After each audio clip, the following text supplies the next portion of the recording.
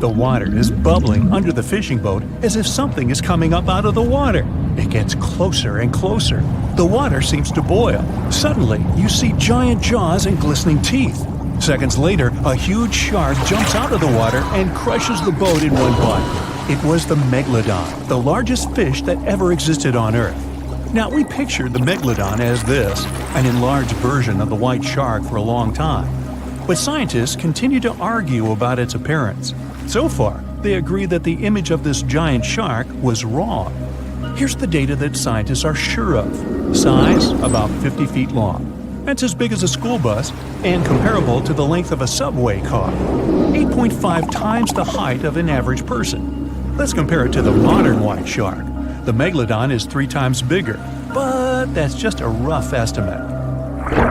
We don't have a fully preserved skeleton of the Megalodon. That's because it didn't have any bones, but cartilage. Not much of that left in the 3.6 million years since the Megalodons went extinct. All that survived were teeth and a few vertebrae. By comparison, dinosaurs went extinct about 66 million years ago. But their solid bones are perfectly preserved, and we have many different examples of their skeletons. Scientists have calculated the size of a Megalodon based on its teeth and jaw. Now, this is one tooth. It's about 7 inches long, bigger than the palm of your hand, and 3 times the size of a modern white shark's teeth. The Megalodon jaw was 6 feet wide and chalked up 5 rows of teeth, a total of 276 razor-sharp chompers. The other preserved remains are the vertebral column. It consists of 150 vertebrae, each 6 inches wide. They contain much calcium because, well, Megalodon love fresh cold milk. Nah, it's because the vertebrae had to withstand the enormous mass of a giant shark. Based on those fossils, scientists created a model and calculated only the approximate size of the Megalodon. But it could hardly have been any bigger. It's all about breathing. The bigger the fish, the more oxygen it needs, which means a larger gill area. That's the organ that filters the water and collects oxygen. If the Megalodon were any larger, it would have trouble breathing. So, scientists believe that 50 feet is the maximum size of an individual. On average, they were a few feet smaller. Now, let's talk weight. On average, one Megalodon weighed about 30 to 35 tons. By comparison, a white shark weighs 1 ton, which is 30 times less. Hey, trust me. A school bus is 4 times lighter at 7.5 tons. The weight of a Megalodon can be compared to an empty Boeing 737. But the modern blue whale beats the Megalodon in size and weight. 98 feet long versus 50, almost twice as long. Blue whale's weight is about 180 tons. That's like 6 Megalodons or 6 passenger planes, or like 33 adult elephants. Hey, don't you love the comparisons? Now, about the appearance of the Megalodon. Scientists believe it didn't look like a white shark. The Megalodon belongs to a different fish family and most likely looked like a giant sand tiger shark. Flattened snout, small eyes. Its dorsal fin is moved backwards. The sand shark has 2 dorsal fins about the same size. The coloration is light brown with a white belly and may have had brown-red spots like a sand shark all over its body. We used to think of the Megalodon as something scary from the first finds of its fossils. That was back in the Renaissance era. People found some teeth in the rocks. At first, these teeth were thought to be the tongues of dragons or snakes. And here's the first drawing of what the owner of these teeth supposedly looked like.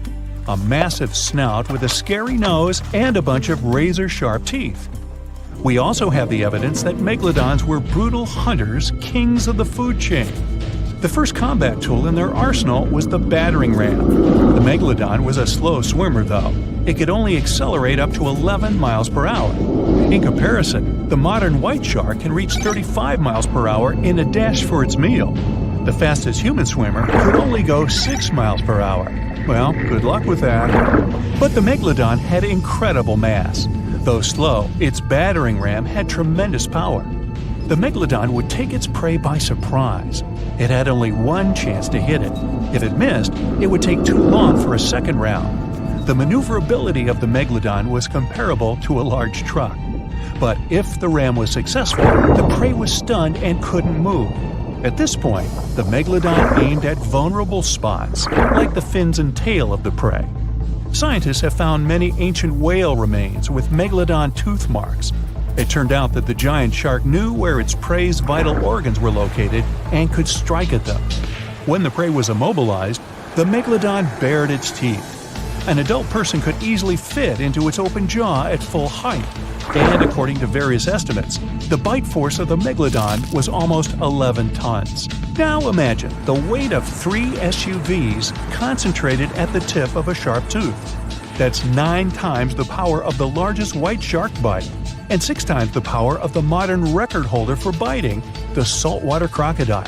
Here, look at a map of where the remains of the megalodon were found. South and North America, Europe, Asia, Australia. It was the master of all seas and was comfortable anywhere on our planet. We've even found some remains of the giant shark in freshwater sediments. Perhaps it wasn't afraid to enter rivers to hunt. Now, other scientists say that maybe the megalodon wasn't even a predator, all because of its size. It couldn't swim fast. It couldn't even make short dashes like the white shark. If prey tried to escape, the megalodon didn't rush into pursuit because it could never catch up with it. Another problem is the skeleton of the megalodon. The cartilage is weaker than the bones, so the musculature of the giant shark was not as massive and robust in the first place. The megalodon may even have been a scavenger and never got into fights. This is one of the reasons why ancient sharks became extinct. Megalodons like shallow, warm waters, with temperatures ranging from 53 degrees Fahrenheit. But over 3 million years ago, the climate turned colder. This deprived the megalodons of territories and plenty of food. The primitive whales that had been the main diet of the giant sharks began to disappear. Faster predators took the remnants of food. The megalodon started to starve. In evolution, a new player entered the field, the toothed whales, ancestors of the modern killer whales. They lived in packs and had bigger brains than the megalodon. So, over time, they started to compete with the megalodon. They took advantage of its clumsiness. A group of killer whales could easily win a competition against a giant shark.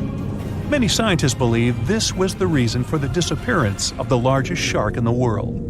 But there are theories that the megalodon is still alive and roaming the dark waters of our planet. Several Australian fishers have allegedly encountered a shark of incredible size, but no one can confirm these testimonies. Fans of this theory believe that giant sharks can hide in deep waters away from human eyes. In the Mariana Trench, for example, it's the deepest place on our planet. It's deeper than if you stuck Mount Everest in the water, and we've even found the teeth of a megalodon there. But science says that such a giant shark couldn't live in the Mariana Trench for many reasons. One, it's too cold. The megalodon was probably a cold-blooded fish, so it had to use the warmth of its environment to survive. But the water in the Mariana Trench is cold, about 40 degrees Fahrenheit. That's because the deeper down, the less sunlight gets in there. The second reason is pressure. Every 30 feet deep increases the pressure by 1 atmosphere. That is, at the depth of 100 feet, the water presses you 3 times harder than you would feel it at the surface. The weak muscles and cartilage of the megalodon wouldn't allow it to dive too deep into the Mariana Trench. And, most importantly, food. The farther from the ocean surface, the fewer living organisms. Megalodons used to eat primitive whales, ranging from 10 to 20 feet. Small fish only inhabit the Mariana Trench. A megalodon would never be able to catch one. And, judging by its size, all the megalodon did was eat and then look for food again. Compare its weight to that of a human. The average human should get about 2,000 calories a day with an average weight of about 180 pounds. The megalodon weighed 470 times that and needed many more calories. So, even all the fish inhabiting the Mariana Trench could hardly feed a megalodon for even a few days. So, all these theories, of course, are not true. But still, it's just smart to be careful out there. Know what I mean? Dwarf lantern shark. Sounds kind of like a superhero, huh? This is the smallest shark in the world. It's only the size of your palm, and it can glow in the dark. Well, that's a superpower. Blue-ringed octopus. The most beautiful octopus in the world. But the bright colors of animals usually indicate they're venomous. An antidote to its venom is yet to be found, although this little guy is the size of a TV remote. Sarcastic fringehead. Though this fish is only 12 inches long, it can eat prey much larger. Its jaw can open just like a dinosaur's. The sarcastic fringehead has been known to attempt to swallow a whole octopus. Hey, can't we all just get along? Red lionfish. This beauty has an incredible appetite. It can eat fish 2/3 the size of its body, and it hides the needles on its fins, which contain a potent venom. Striped surgeonfish. It has scalpel-sharp spikes on its fins, not to perform surgery, but to hunt. And unlike a doctor, it has venom on them. Black dragonfish. This is the only fish that can produce infrared light thanks to the chlorophyll in its eyes. It lives only at a depth of 6,600 feet, and you can only reach that depth in a special submarine. Reef stonefish. This genius of camouflage usually lies on the bottom and pretends to be a rock.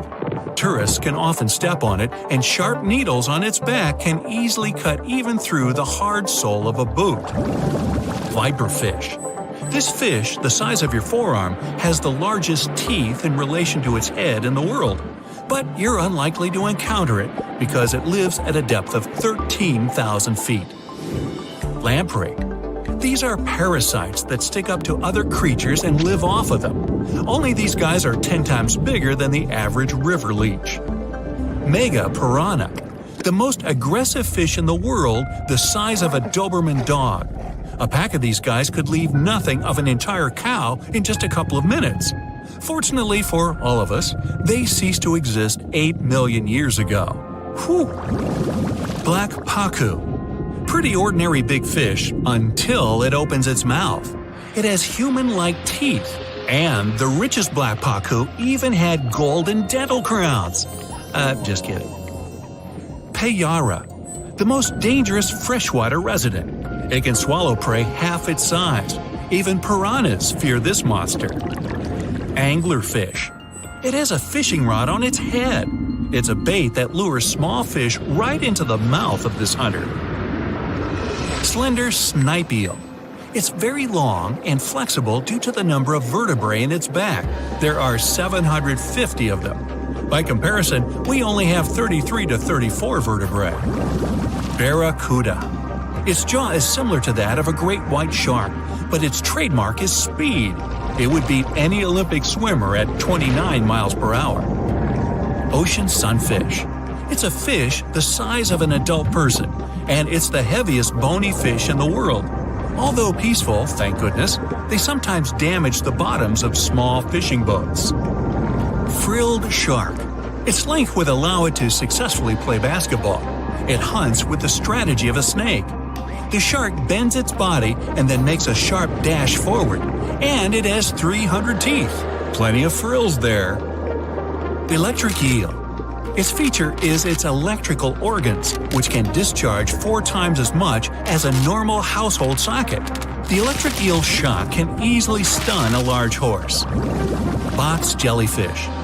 It doesn't just drift in the waves near a shore like a regular jellyfish. Oh no! These guys are very fast and can even catch up with a person in the water. And their sting is hazardous. They don't look for trouble, but they're always ready to defend themselves. Goblin shark. Its snout ends in a long blade-like outgrowth, and its jaw could extend all the way to the end of the snout. It's one of the most terrifying sharks in the world, despite its tender pink color. Saltwater crocodile. This is the most bad-tempered crocodile on the planet, and one of the largest at 20 feet. They're not afraid of humans and only consider us as food. Hey, don't snack on me. Great white shark, the most notorious inhabitant of the oceans. Once, a great white shark pierced the bottom of a tourist yacht. The boat sank, but luckily no one was injured or eaten. Greenland shark. These are the real long livers of the marine world.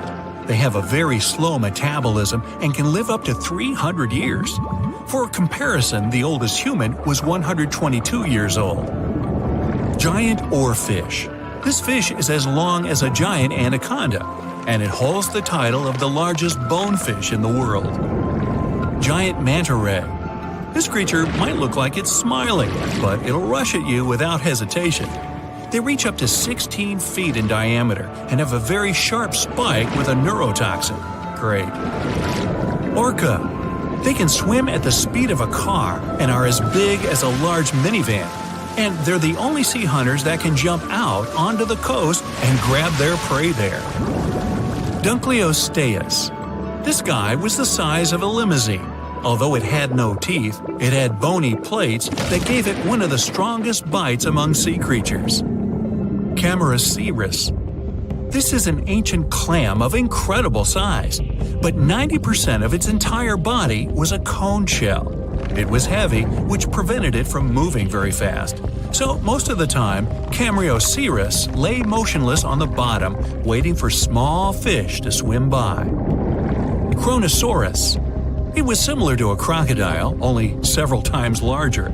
The remains of one of them contained dinosaur bones, so Kronosaurus hunted not only in the sea, but also on land. Helicoprion. One of the few species to survive the Triassic extinction event. It did so thanks to its high intelligence and a powerful fighting tool, the circular saw-shaped jaw on its nose. Elasmosaurus. Its appearance resembles a giraffe, only twice as big. And these guys were real travelers. They swallowed small rocks to grind their food. 300 rocks from all over the world were found in the remains of one of them. Colossal squid. It weighs as much as 2 polar bears and is 5 times as long as a human. They're extremely rare, but still exist far out in the cold waters of our planet. Humpback whale. Like ordinary whales, they feed on plankton and small fish, using their mouth as a huge net. They use their giant tail to stun large schools of fish. Mosasaurus. Aren't you impressed that I can say these Latin names? No? Oh well. The Mosasaurus were as big as a subway car and were the kings of the seas 66 million years ago. Their jaw and skull were snake-like, and they could swallow their prey whole. Today, we can still find their relatives, the monitor lizards. They monitor where you go. Not really. Melville's Leviathan. Now this guy had the biggest teeth ever known. They were basically as big as half your hand, and their appearance resembled something between an orca and a sperm whale. Leadsichthys. They were bigger than a school bus, but they weren't hunters. Their large size prevented them from being fast, so they fed mostly on plankton. Megalodon. Ooh, the most famous ancient sea creature. They were heavier than a tank or even a small house. Some people think they're still living in the deep waters of the ocean, but this, of course, is not true. Basilosaurus. Giant ancestors of modern whales. They had large lower limbs. Perhaps it's because they used to be land creatures, but in the course of evolution, they gradually moved into the water. Cachalot. Sounds like it should have been on a baseball team. They were almost as long as a basketball court. Their brains weighed 15 pounds. That's 7 times the weight of a human brain. Sei whale. Okay, whale. Actually, it's its name, not a command. One of the best swimmers of all whales. Sei whale could go up to 31 miles per hour and dive deeper than the height of the Empire State Building. Shastasaurus. Though only bones remain of this monster, calculations say it was as long as a tennis court or as a truck and trailer. Blue whale. The largest mammal to ever live on our planet. Its heart alone weighs as much as a big motorcycle, and its veins are as wide as a big pot. And these guys can sing songs. Lion's mane jellyfish. The world's largest jellyfish. It has a hat 7 feet wide and tentacles as long as a 10-story building. Although they're not dangerous at all, people can still get tangled in their incredible tentacles like in a net. Portuguese man-o'-war. Although its head is very small, just like an ordinary jellyfish, its tentacles are as long as half a soccer field. And these things are venomous. They paralyze fish and anything caught in them, even people. So, stay away, huh? Now, at some earlier stages of research, scientists reconstructed the megalodon looking like a bigger, just a little more dangerous, version of a great white shark. Movies then followed suit, added a couple of details on their own, and ta-da! We've got a marine giant that could grow up to 90 feet long. Well, hold on.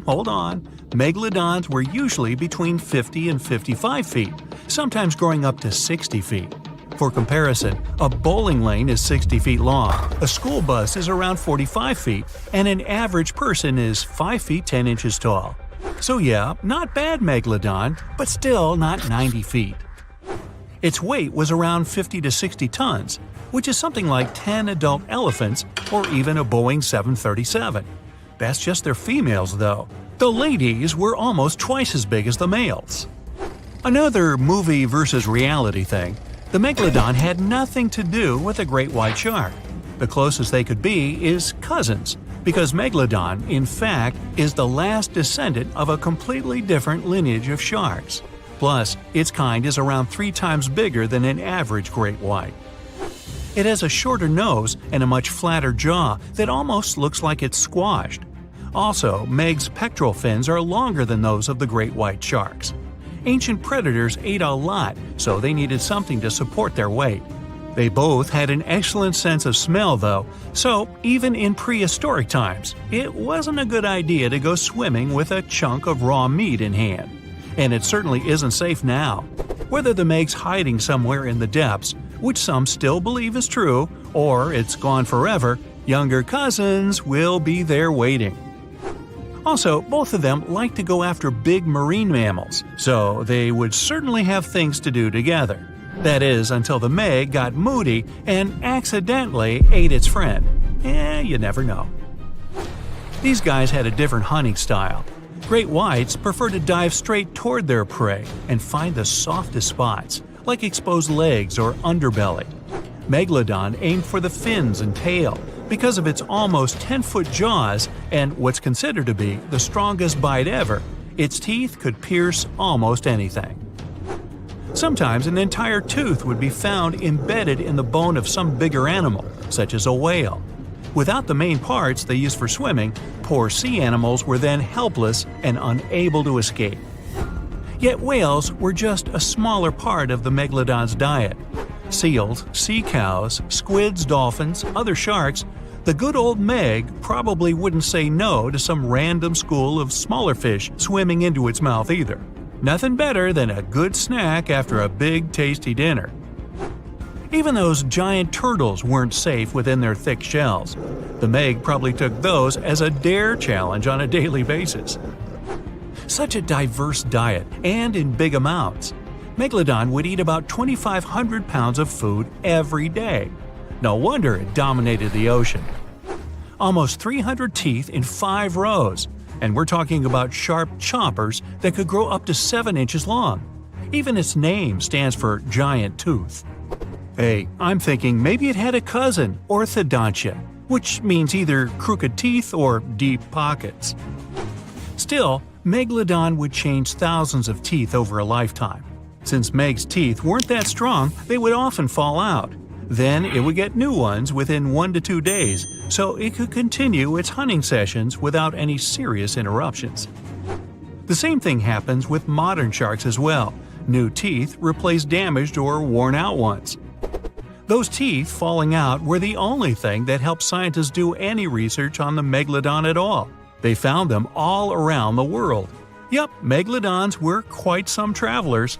They lived in all oceans, and their fossils were found on all continents except Antarctica. What, too cold? Since their skeletons were not made of bone but of cartilage, teeth are the only evidence they've ever even existed. They gave scientists an insight into a lot of things, including size. Even with modern sharks, scientists determine their size by the dimensions of only one tooth, and do the same with the Meg. Megalodon had the strongest bite of all living creatures on Earth. It would definitely be fun to see the clash between the Meg and, say, T-Rex. Sadly, they missed their chance to meet and establish some long-term friendship since dinosaurs went extinct over 60 million years ago. Meg, on the other hand, terrified all the inhabitants of the seas and oceans from 23 to 2.5 million years ago. Where could Megalodon live these days? Well, it would probably love the places modern sharks go to, such as Florida, Hawaii, Brazil, South Africa, or some other tropical paradise. When you think about it, it's not bad at all. Meg, take me with you! Meg itself didn't have any serious competition or a natural enemy, but its infants were too weak to defend themselves. That's why the apex predator had to choose warm, shallow waters with no strong currents to raise its babies. Those, by the way, were around 6.5 feet long, not quite tiny themselves. Scientists actually found some of their juveniles' teeth, so it seems like part of their nursery areas was the coast of Panama, and that's 10 million years old. Okay, time to meet with one of Megalodon's potential rivals, the mighty sperm whale. 45 to 60 feet long, the size sure makes it quite an adversary. Modern sperm whales don't have such big teeth, but their ancestors, which lived around 13 million years ago, were well packed. The largest tooth found was 5 inches wide and 14 inches long. That's something like the biggest soda bottle out there. That would make an interesting combat. Here, we're talking about this giant marine predator, but this is not the only intriguing ancient animal that wandered the oceans. In fact, sharks are some of the oldest creatures on our planet, more ancient than insects, mammals, dinosaurs, even trees. Mass extinction events wiped out most life on Earth. Giant asteroids fell on its surface, continents split up, and so many other things happened. But sharks were there, alive, persevering, apparently with no contact with the outside world, just chilling and doing their thing. The spiny shark was actually one of the first animals with a jaw. Not that it could do much with that jaw, since it was only around 12 inches long. Meg wouldn't even bother around this one, and it wasn't even a real shark, it just looked like one. If you ever wondered how a combination of eel and shark would look like, well, here it is. Eel shark preferred freshwater, was up to 3 feet long, and went extinct around 200 million years ago. Since dinosaurs appeared around 230 million years ago, the eel shark was probably there to give them warm welcome, prepare a buffet, but the dinosaurs had unfortunately mistaken it for dessert. Now, this predator would get some real screams on a nice sandy beach during a spring break if it was still alive, the Ginsu shark. It was nicknamed after Ginsu knives for a huge mouth of almost 500 razor-sharp teeth. One of this monster shark's hobbies was to go after big turtles. Okay, now seriously, what's with that shark turtle thing? Scissor-toothed sharks. Now we're talking. These guys lived around 300 million years ago and had some strangely shaped heads. The weirdest part were their jaws. This shark didn't shed old and worn-out teeth, but kept growing new ones at the back. Those in the front were then pushed forward, and with age, the shark got a really strange scissor-tooth look. Scientists are still unsure why it had to be like that. Hey, time to call in the orthodon. Even during the Meg's long reign, our favorite ancient predator still wasn't the only scary giant shark in town. For instance, I can't pronounce its name, so I'll just call it Mr. C. Unfortunately, not enough of its fossils were found to get more information, but some research says it had teeth more than 5 inches long. That also implies it could probably grow to be 20 feet long. Oh, and if it only left just a couple more teeth around, I guess the Meg wouldn't be the only movie star from those times. So close, C, so close. You know how they say it's better to just hand over your wallet if you run into a mugger? Instead of surrendering their wallets, sea cucumbers choose to spit out some of their insides to fend off predators like crabs and fish. It's a natural defense mechanism for them, and they quickly grow those organs back in just a few days, thanks to special cells inside their bodies. It's not the only weird thing sea cucumbers do. They can actually breathe through their rear end. They have this thing called a respiratory tree that connects to their backside and sits right next to their intestines. So when they suck in water from their behind, it goes into that respiratory tree, letting them absorb oxygen directly into their fluids. Plus, sea cucumbers are the janitors of the ocean. They munch on whatever gets stuck in the sand on the ocean floor. Once they've eaten, they manage to clean out the sand, leaving it nice and tidy after they do their business. As for the clean sand, the stunning white sand beaches in Hawaii are actually a product of parrotfish number 2. These fish munch on algae from rocks and dead corals, and while they're chomping away, they also grind up the leftover bits of coral in their bellies. When they're done, they move their bowels, and voila! It all comes out as beautiful sand. Not only do they play a vital role in keeping the coral reef ecosystem healthy, but they can churn out hundreds of pounds of this white sand every year. Marine animals are seriously impressive when it comes to holding their breath. Just look at sperm whales and elephant seals. They can stay underwater for a mind-blowing 2 hours. Then there's a Cuvier's beaked whale, which holds the crazy record at almost 4 hours underwater. When you compare that to the human record of 24 minutes and 37 seconds held by pro diver Budimir Shobat, it seems pretty insignificant. But what's the marine animal's secret that helps them excel humans this much? Unlike us, these sea creatures have a ton of hemoglobin and myoglobin in their blood and muscles, allowing them to store way more oxygen. When their oxygen runs low, myoglobin steps up and releases even more. Plus, they can tolerate higher levels of CO2, so they don't feel the need to breathe as quickly. There's even a study that found their myoglobin molecules have a unique charge that keeps them from sticking together, which boosts oxygen storage. And on top of all that, they can slow down their heart rate and restrict blood flow to hang out underwater even longer. Rumor has it that about 540 million years ago, a meteor loaded with frozen octopus eggs smashed into Earth. Sounds like a delirium, but some scientists are entertaining a very questionable idea that octopuses and their cephalopod buddies, like squids and cuttlefish, might actually have some extraterrestrial origins. The thing is, cephalopods have extraordinary DNA that doesn't look like any other DNA on our planet. They've got around 33,000 protein-coding genes in their genome, which is way more than what we humans have. A recent study suggests that their evolutionary story shows some odd traits that might hint at a connection to space, like they could be from some super far-off past, or even the future.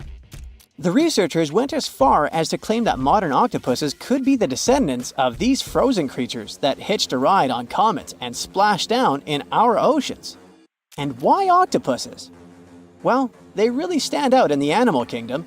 They can use different tools to build their own houses, and they can even solve everyday problems independently of their brain, as 2/3 of an octopus's neurons are in its arms. These traits seem to have just appeared out of nowhere during evolution. They even tossed around another quirky theory. What if an extraterrestrial virus crashed into early squid populations and gave them a crazy boost in evolution, turning them into the octopuses we know today? Anyways, these are just fun speculations without any hard proof. Now, this funky object is an animal, not a rock. It's called sand dollar. Just look at the shape of its shell. Once sand dollars are exposed to the sun, their shells lose their soft, spiny covering and become bleached white.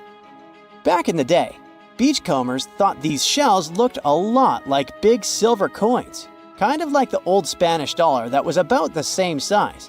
But if you prefer, you can call them sand cakes instead. These quirky creatures have tiny spines on their surface, and they glide along the ocean floor. They use small tube feet that line the grooves on their underside to grab bits of food like plankton and algae, which they then send to their mouths. Inside, they have 5 triangular teeth that help them munch on their meals.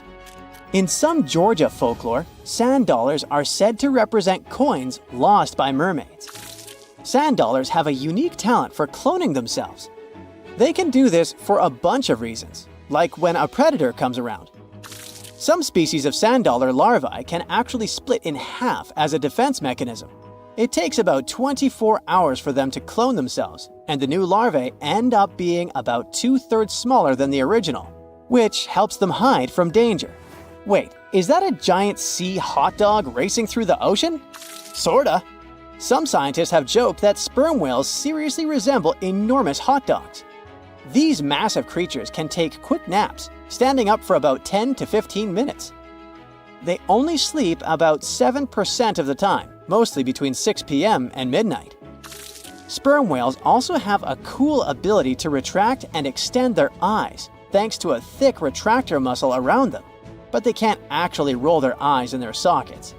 Plus, they have the most asymmetrical skull of any mammal out there. Oh, and let's not forget, they have the largest brain of any living creature, weighing in at over 9 pounds. Unlike us humans, if dolphins went into full-on snooze, they'd stop breathing and could drown. So they figured out a genius solution. They let only one side of their brain sleep at a time. This means one half stays awake to keep them breathing and watching out for any potential threats. When they snooze, they only close one eye. If their right brain is resting, their left eye is shut, and vice versa. This unique sleep style is called unihemispheric sleep, and it lets them recharge without ever fully losing awareness. On top of that, dolphins might be using corals and sponges like their own little pharmacies. Scientists have seen them rubbing their bodies against specific types of coral and sponges, suggesting they might be treating skin issues.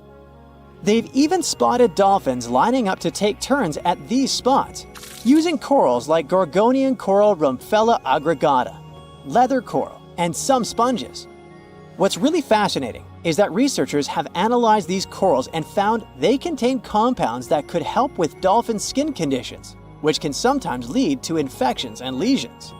Now, the big question is figuring out exactly how each type of coral helps dolphins, and if it really boosts their health overall.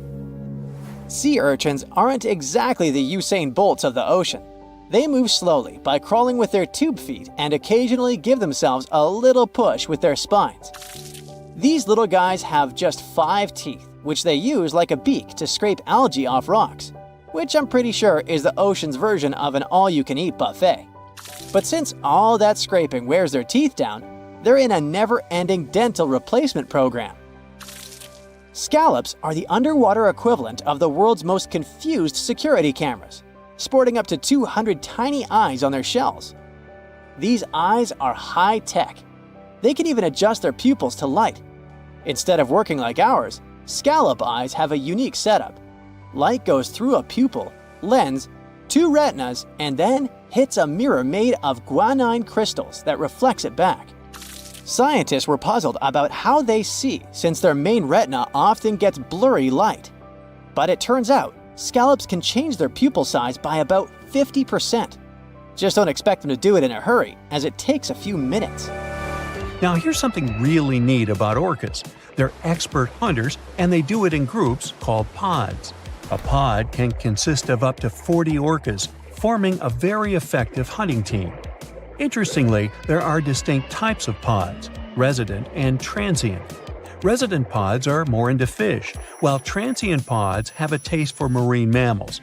But no matter what type of pod they belong to, all orcas have one thing in common: they are master collaborators. They work together using smart hunting techniques that are often compared to the teamwork of wolf packs. Almost 95% of jellyfish's body is made of water. For comparison, the human body is 60% water. It's probably not a surprise since jellyfish don't have a heart, blood, eyes, or brain. The other 5% of their body weight is proteins, muscles, and nerve cells. Jellyfish have been around for more than 500 million years. This makes them older than dinosaurs. These creatures haven't changed much, and today's jellyfish are pretty much like their ancestors. Electric eels have small eyes that are not so effective in environments with no light, so they mostly rely on their electric organs. Those consist of 6,000 cells. Eels use them to stow power, similar to batteries. These creatures use electricity like bats use their radars or dolphins their sonar. An eel can also produce enough electricity to power a panel of light bulbs. There's a small tropical archer fish that can learn to recognize human faces. This fish has an interesting ability to spit small jets of water from its mouth. Researchers showed the fish the image of 2 different faces placed side by side. One was unknown and the other was familiar. The fish was supposed to spit water at the familiar one. The creature took the right guess more than 80% of the time. There's such a thing as a sea unicorn. That's an animal called the narwhal. Its horn is actually a tooth that can grow up to 10 feet long. Manatees, also known as sea cows, are distant relatives of elephants. Their weight can go up to 1,000 pounds. These creatures are vegetarian and need to eat around 10% of their total weight on a daily basis. That's lots of sea salad. In some cases, manatees share space with alligators, but they get along pretty well. You can even find a photo from Florida where an alligator rides a manatee's back. Frogfish have special fins that help these creatures walk along the sand. They're very useful in shallow waters. A ghost pipefish is hard to see, but once you spot it, you're bound to get really surprised. Its head makes up over 40% of its body. Crabs don't feel like wasting time on such formalities as putting foods in their mouth. That's why they taste it with their feet, which is where their taste buds are. Marine iguanas are the only lizards on our planet that like spending time in the ocean, even though they mainly live on land. They're herbivores that feed in shallow waters and swim like snakes. Iguanas use their long claws to hold onto the bottom when they need to graze. Green turtles can cross over 1,400 miles when migrating. They try to find the perfect spot to lay their eggs. Penguins sort of fly when they're underwater, reaching a speed of 25 miles per hour. More than 5 million years ago, I've heard, I wasn't around then, deep sea worms and humans had a common ancestor. So we still share 70% of our genes with these creatures, and with sea stars, squid, and octopuses.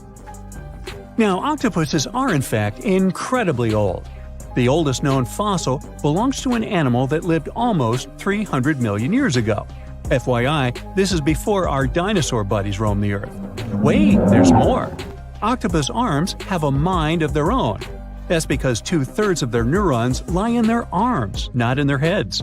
This means that their arms can problem solve how to open a shellfish, while their owner is worried about other stuff entirely. Talk about ninja-level multitasking. Oh, and like other animals, such as chimpanzees and dolphins, octopuses have proven to be good at maneuvering tools, like picking up old shells and using them as a temporary home. Now, of course, the most intelligent animals on our planet are humans, according to humans. But we don't seem to give pigs enough credit. Pigs are so smart they can play video games. No, not Minecraft. But in a recent academic study, scientists had 4 pigs play a joystick game.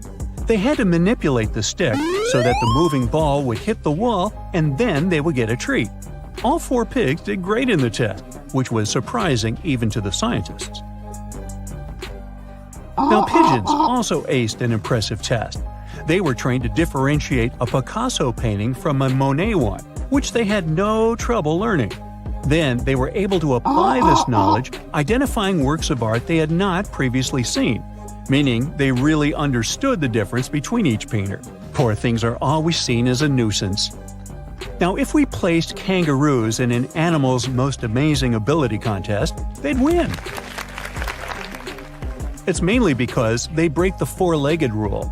A special species of kangaroo, the red kangaroo, uses its tail to help propel it forward. Now, visually, it has 4 limbs, but in practice, it uses 5.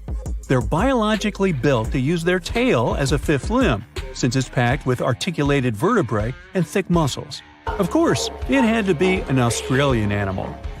Deep within the Sahara Desert, you'll find a little creature known as the fennec fox. This huge-eared animal adapted perfectly to survive in its hostile environment. The huge ears help them to dissipate the unbearable heat of the desert, as well as help them to hunt for underground prey. Now meet this guy. Unlike what its name might suggest, the red panda is closer to a raccoon than it is to a giant panda. You'll find a lot of these cat-sized creatures in the Himalayan region, hopping from tree to tree and bundled together trying to keep warm in the harsh weather.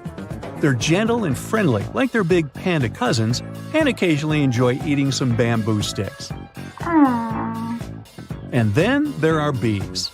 Compared to humans, bees' brains are the size of pinheads, yet they are capable of astounding things. Let's say a bee is running low on energy after a long search flight. This bee desperately needs a drop of honey in order to continue flying, but smartly enough, she doesn't need to go back to the hive to recharge. She can ask a fellow beehive mate for a drop of honey directly from this other bee's stomach and continue flying. This type of decentralized system allows them to build highly effective societies, one that bees don't need to push the queues in front of the honey cells, for example. Every year in the winter, great white sharks that live along the California coastline disappear. It feels as if they take a vacation for 30 to 40 days. The animals go to a point halfway between Hawaii and Mexico. They might do it to get some food, relax, or hang out with their buddies from other areas. The spot is now called the Whale Shark Cafe. Some types of sharks, like makos, whale sharks, or white sharks, breathe in a very specific way. It requires them to swim all the time. They also need to move quickly and with their mouth open. This way, the oxygen can enter and reach their gills. Sea sponges are some of the most primitive animals. They're immobile, don't have a mouth, eyes, bones, brain, heart, lungs, or any other organ whatsoever. And still, they're alive. There's such a thing as a sea unicorn. That's an animal called the narwhal. Its horn is actually a tooth that can grow up to 10 feet long. Manatees, also known as sea cows, are distant relatives of elephants. Their weight can go up to 1,000 pounds. These creatures are vegetarian and need to eat around 10% of their total weight on a daily basis. That's lots of sea salad. In some cases, manatees share space with alligators, but they get along pretty well. You can even find a photo from Florida where an alligator rides a manatee's back. Frogfish have special fins that help these creatures walk along the sand. They're very useful in shallow waters. A ghost pipefish is hard to see, but once you spot it, you're bound to get really surprised. Its head makes up over 40% of its body. Crabs don't feel like wasting time on such formalities as putting foods in their mouth.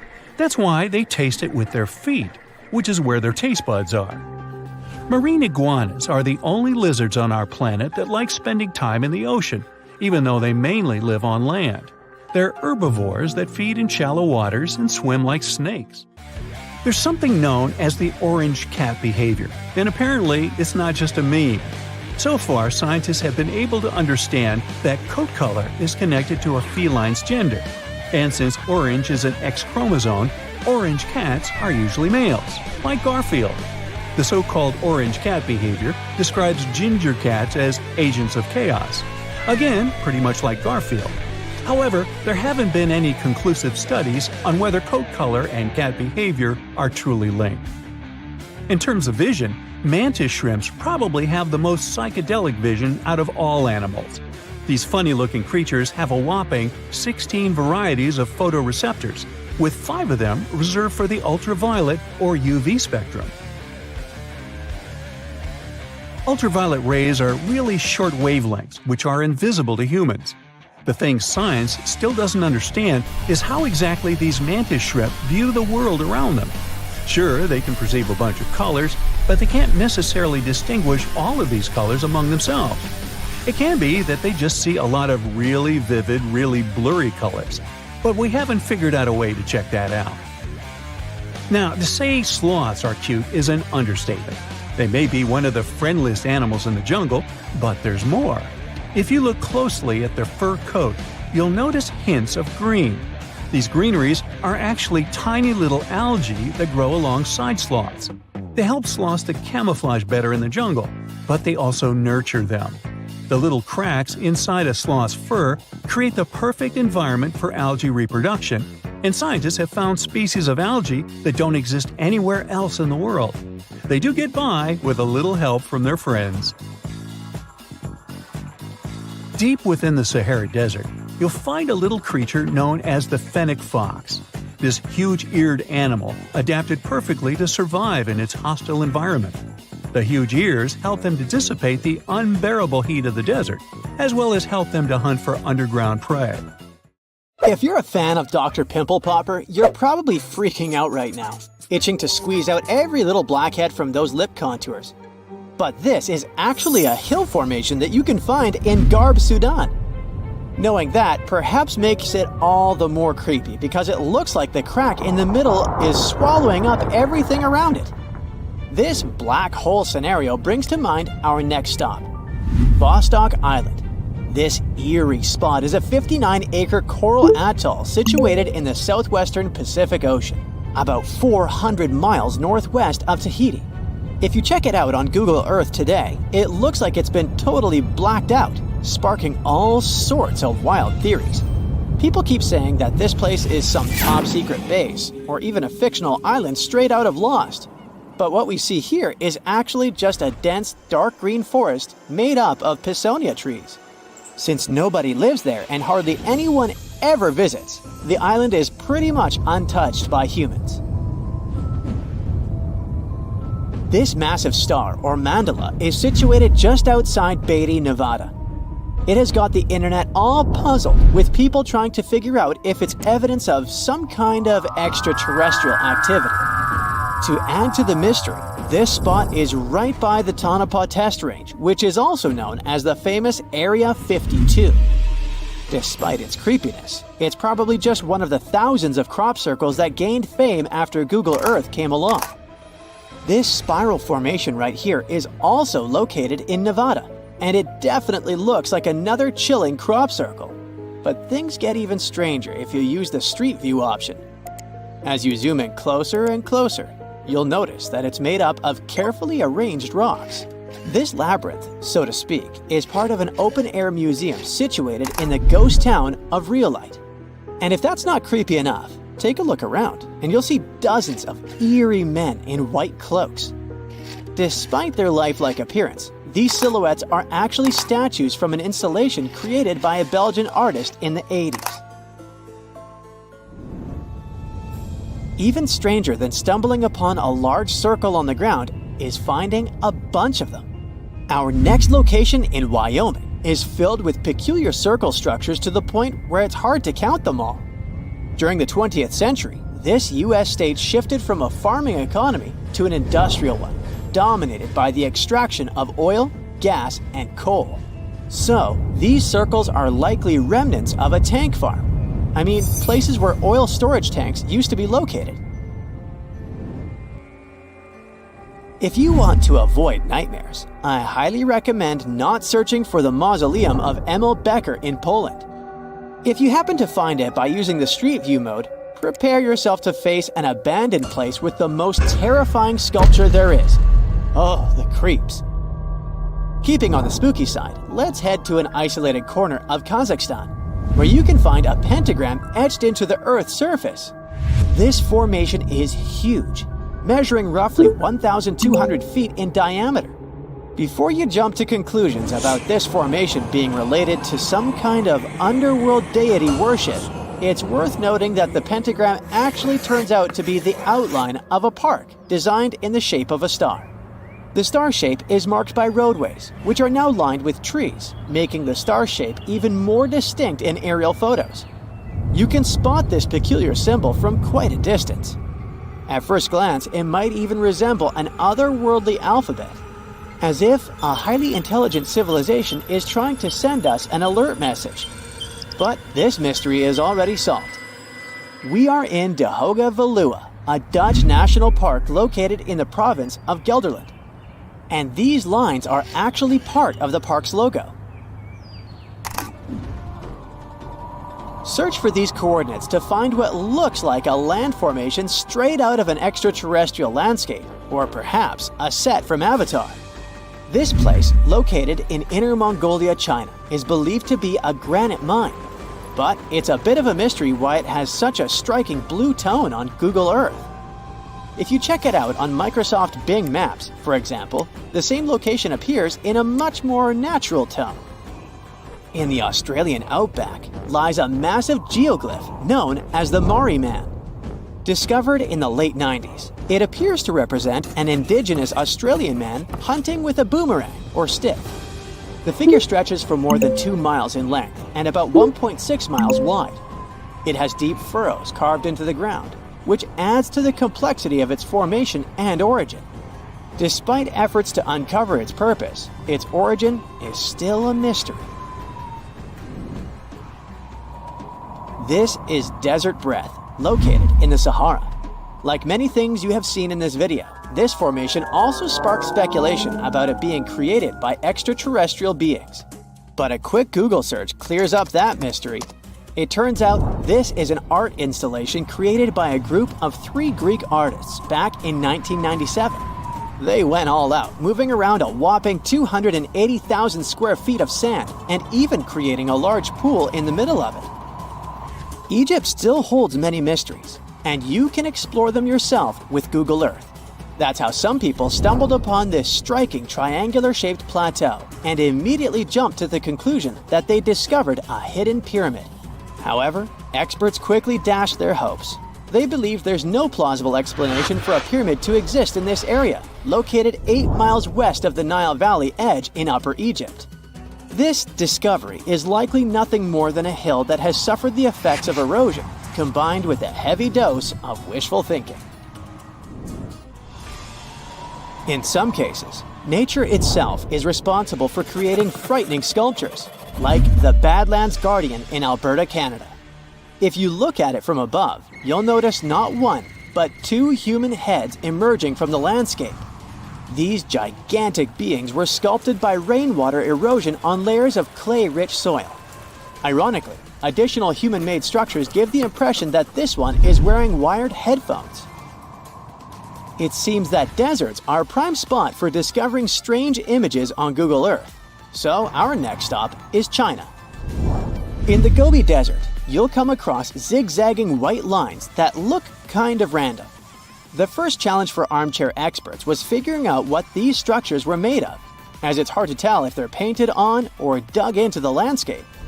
There's still a lot of speculation about it on the internet. But the most plausible explanation is that this structure is used for calibrating satellites. This way, satellite cameras can focus on these large grids to orient themselves in space. Check out this intact plane that seems to have sunk beneath the ocean off the coast of Crooked Island, Bahamas. Some viral videos claim it's a crashed plane belonging to the infamous Pablo Escobar. The truth is that something lying on the bottom of the ocean can't be that visible, so it's more likely that it's a plane that was actually flying when Google captured these images. However, there is a strong belief that Pablo Escobar did have a plane that crashed nearby, but it was in another part of the Bahamas known as Norman's Cay. You can still spot it in shallow turquoise waters. Just search for Norman's Cay sunken plane, and there it is. If you're convinced that extraterrestrials are already among us, then go ahead and type in these coordinates on Google Earth. Explore the area using Street View, and wow, what is it? Of course, we're not talking about visitors from other planets, but this shadow of a gigantic creature still gives me the creeps. Turns out, it's just a person lugging around one of those 360-degree Street View cameras tucked away in a trekker backpack. So hey, if you take a good look around Google Earth, you might stumble upon more of these elongated necked beings walking around the globe. There are plenty of fish in the sea. Some of them look totally like Nemo or Dory. Then there's the butterfly fish and fancy guppy, which is indeed really fancy. And then there's... what on earth is that? I would definitely not pay for a diving experience to see this guy. The anglerfish has the unofficial title of the ugliest animal in the world, but I wouldn't dare to break that news to it. There are more than 200 species of anglerfish currently swimming somewhere in the gloomy depths of the Atlantic and Antarctic Oceans, up to a mile below the surface. Some of them prefer different living conditions, the shallow tropical environments. Different kinds of anglerfish vary in shape and size, from the famous black sea devil to frogfish, monkfish, footballfish, goosefish, batfish, and sea toad. The larger ones can be half as long as a full-sized bed, but most are less than a foot long. Since the choice of meals where these guys live isn't that huge, they had to come up with a unique hunting strategy. They don't waste their priceless life energy on following prospective prey. Instead, they use a piece of dorsal spine that sticks above their mouths like a fishing pole, hence the name of the fish, There's a sac of bioluminescent bacteria that glows brightly in the dark at the end of that rod. The light lures prey, and all the anglerfish has to do is wait, and then enjoy its lunch delivered right to its mouth. Their bodies are pliable and huge, so they can easily swallow prey twice their size. Deep-sea anglerfish eat whatever they can find. Species that live in more shallow water aren't picky either, and can eat anything from shrimp to snails and small fish. Only female anglerfish have the cool fishing rod feature though. So what about their males? Finding a soulmate deep under the sea isn't that easy. I mean, literally, there's no light down there. Plus, there are frigid temperatures and low oxygen levels. Anglerfish can't afford to go on many dates in those conditions, so they mate for life. And before you go aw about it, I have to tell you, they do it in quite a special way. Male anglerfish are much smaller than their ladies. The contrast is so striking that when researchers first got interested in their love life, they thought those males were actually the offspring, or larvae, hanging out next to their moms. Certain anglerfish male species have receptors that alert them that there's a female nearby. After they mate, the male bites into his woman and stays attached to her head, belly, near her tail, and other areas he can access. While they morph together forever, the female fish gets the male's cells, DNA, and reproductive organs, but loses her immune response cells. The male gets free permanent housing and nutrition. Given the current real estate prices, it sounds like a dream. But that accommodation is shared by up to 8 males, and they can't move out if they ever feel like it. You're unlikely to meet this deep-sea fish in real life, but if you meet an anglerfish in your favorite video game, remember that you can easily outswim it and make it kinder to you with tranquilizing arrows. Once you befriend it, the anglerfish can be your scout and help you discover new areas with its bioluminescent pods. Back in the real world, down in the twilight zone of the ocean, about 650 to 3,300 feet down, the anglerfish isn't the only creature you're lucky you'll probably never meet. Many of the locals look like they come straight out of science fiction or horror movies, but that's because they had to adapt to this dark, deep world. I did my best to get you prepared for the creatures you're going to meet, starting with the common fangtooth. They spend most of their lives deep down, but at night, they move toward the surface to snack. These guys are more active than most other deep-sea dwellers. They don't wait for food to come their way, but actually follow it, and then get it with their long, hungry teeth. They don't have a built-in light bulb like the anglerfish, so they've developed a great sense of smell and use as much sunlight as they can get there in the depth to get around. Sometimes, even the shadow of a passing by prospective prey is enough for them to switch to action mode. And though they don't look too charming, they're completely harmless to humans if you ever run into one of these guys. Stoplight Loosejaw sounds like a great name for an alternative band, but it's actually another deep-sea resident with sneaky hunting habits. It has special light-producing photophores under each eye. They emit green and red light like a stoplight, hence the name of the fish. Unlike other fish, these guys hardly ever leave the twilight and midnight zones. Their lower jaw is a quarter of the total body length, and the stoplight keeps it open all the time, hoping to get some lunch. It looks like a ferocious predator, but mostly prefers zooplankton with an occasional dessert of shrimp, krill, and fish. I'm sure you didn't expect to meet a hybrid of an eel and a bird, but here it is! The slender snipe eel has a beak, much like that of a bird, with curving tips. The beak is equipped with tiny hooked teeth that the eels use to catch the antennae of delicious shrimp. And it sure is slender, stretching up to 5 feet and weighing only a few ounces. Scientists don't know all of this guy's secrets, since it's pretty tricky to study in their natural habitat. But it looks like they only produce offspring once in a lifetime, and then pass away. Glass squids like to take it easy in life, and literally go with the flow. They're filled with a solution which is lighter than water, so they don't have to make any effort to move around the deep sea looking for food and partners. These creatures are transparent, so they blend into any landscape and don't even cast a shadow while moving. Talk about a great survival tactic. If danger finds it anyway, it can transform into a lumpy ball, pushing its head and tentacles into its mantle cavity. It can also release ink into the mantle and go from transparent to black. The same ink can protect it against hungry whales and seabirds. Another tactic they use to scare off predators is to activate their light-emitting organs around their eyes. I'm getting hungry. Maybe I can snack on this sea cucumber. Ouch, it's moving! So I guess it doesn't belong in a salad after all. These soft-bodied fellows live in all parts of the ocean, from shallow waters to the deep underwater world. Most of them slowly move around with their tiny feet, but some crawl around by flexing their bodies. Sea cucumbers can shed their internal organs when there's a predator approaching. Those sticky organs distract the intruder, and the happy cucumber moves on and just grows the organs back. What's that glistening in the distance? Looks like someone dropped gems in the water. That's a sea sapphire, also known as the most beautiful animal you've never seen.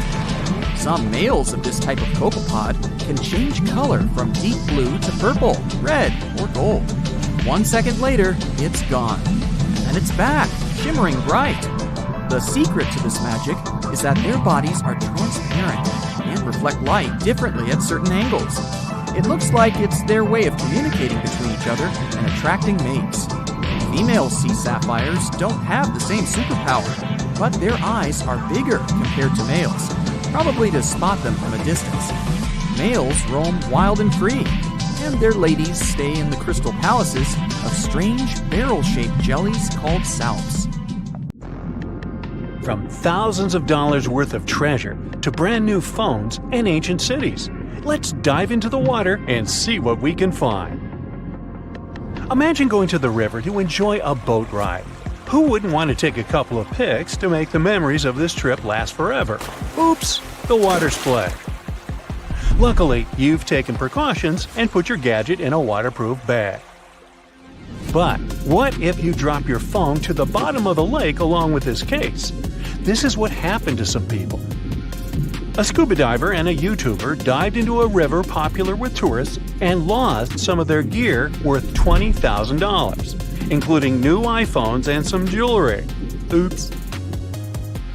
You might be familiar with the image of a car getting pulled out of the water, either from the movies or TV news. Large cargo vessels sometimes sink, and trucks inside them go along. That's what happened with the Thistlegorm wreck. It sunk in 1941 in the Red Sea, and these Bedford trucks were inside. Want to see something more valuable, like treasure? A British cargo ship was carrying a heavy load of silver ingots, but the vessel sank. Treasure seekers knew there was silver on the ship. Since the 1940s, they've been looking for it. The Odyssey Marine Team got lucky. They made the discovery in 2011. The treasure was more than 14,000 feet below the surface. The ship had carried more than 110 tons of silver ingots. Finders keepers. The Odyssey team kept 80% of the treasure and gave 20% to Her Majesty's Treasury. Of course, there were more items on the ship, like letters, teapots, and silk sheets. You can see them in the exhibition called Voices from the Deep at London's Postal Museum. Now how about some underwater art? Sure, here you go, Polynesian moai statues. These statues have been discovered in several areas across the world. For instance, Easter Island is full of different size statues, but many of them can also be found in Cancun, Isla Mujeres, and Punta Nizu, Mexico. Seeing full-body statues from thousands of years ago under the water would probably be a lifetime experience. Gold coins are also popular items found in shipwrecks. Many divers come across coins worth a lot of money. But there's one diver in Florida who truly hit the jackpot. In 2015, they stumbled upon nearly $1 million worth of treasure. The discovery was 51 gold coins, 40 feet of ornate gold chains, and a rare coin that was made for Philip V, the King of Spain. They were once frightening and dangerous, and they still look spooky. Yo-ho! I'm talking about pirate ships. One pirate shipwreck from the 18th century was excavated off the coast of Colombia in 2015. The treasure found there was worth between $4 and $17 billion. It contained precious stones, gold, and many other items. The next one is an underwater city. Neapolis is a city washed away by a tsunami. It was built on the coast of North Africa nearly 1,700 years ago.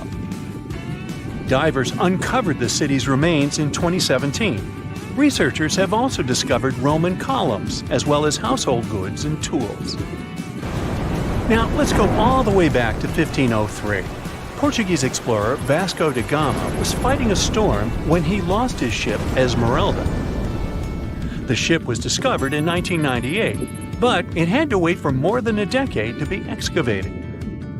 Researchers found navigational tools there.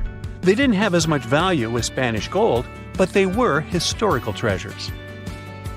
Now, in Amsterdam, they fish for bikes in canals. 1/3 of working Amsterdammers cycle to work. Others use their bikes for different purposes, like exercising, going shopping, and so on. There are more bikes in Amsterdam than permanent residents. Unfortunately, many bicycles and even some cars end up in Amsterdam's canals. The fact that Amsterdam has 165 canals with a combined length of 60 miles doesn't make the authorities' job easier. Obviously, the owners don't throw their bikes into the water. Bikes can end up in the canals because of strong winds, vandalism, theft, or by accident. Every year, authorities fish up between 12,000 and 15,000 bikes. Our next one is a lost city.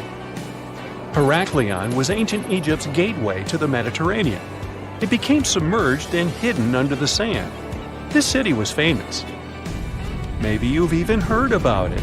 It was mentioned in the legend about Helen from Sparta and Paris from Troy. So, how was this ancient city discovered? In the early 2000s, a team of divers found a huge fragment of rock on the seabed and took it up to dry land. It turned out that it was a piece of the statue of Hapi, who was the lord of the river of ancient Egyptians. The team continued searching and found 6 other pieces.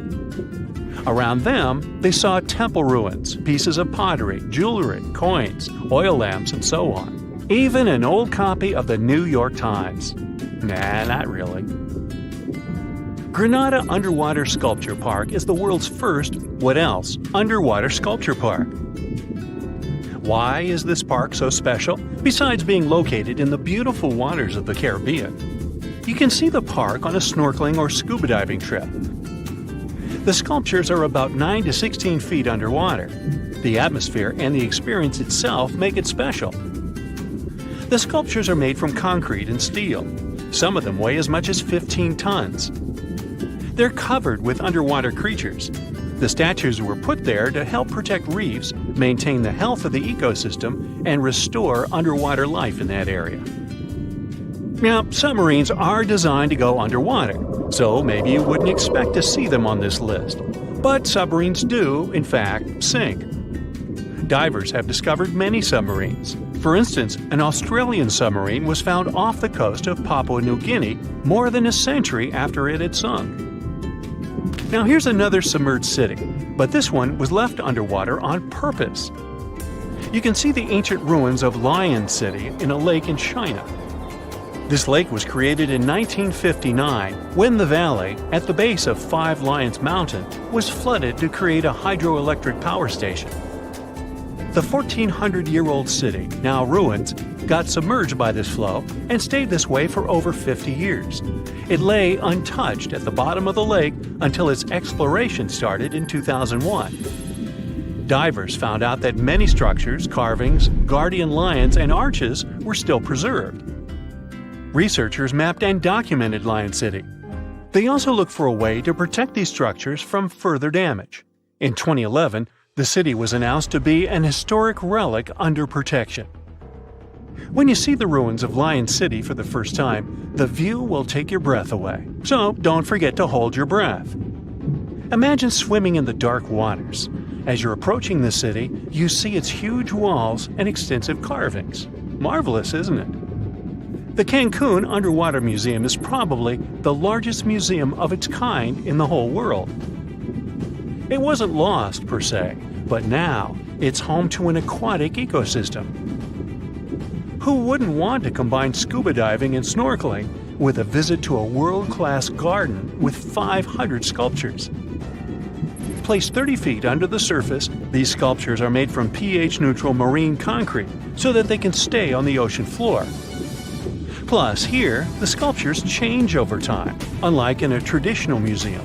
That's because they become part of the underwater environment and a home to various plant and animal species.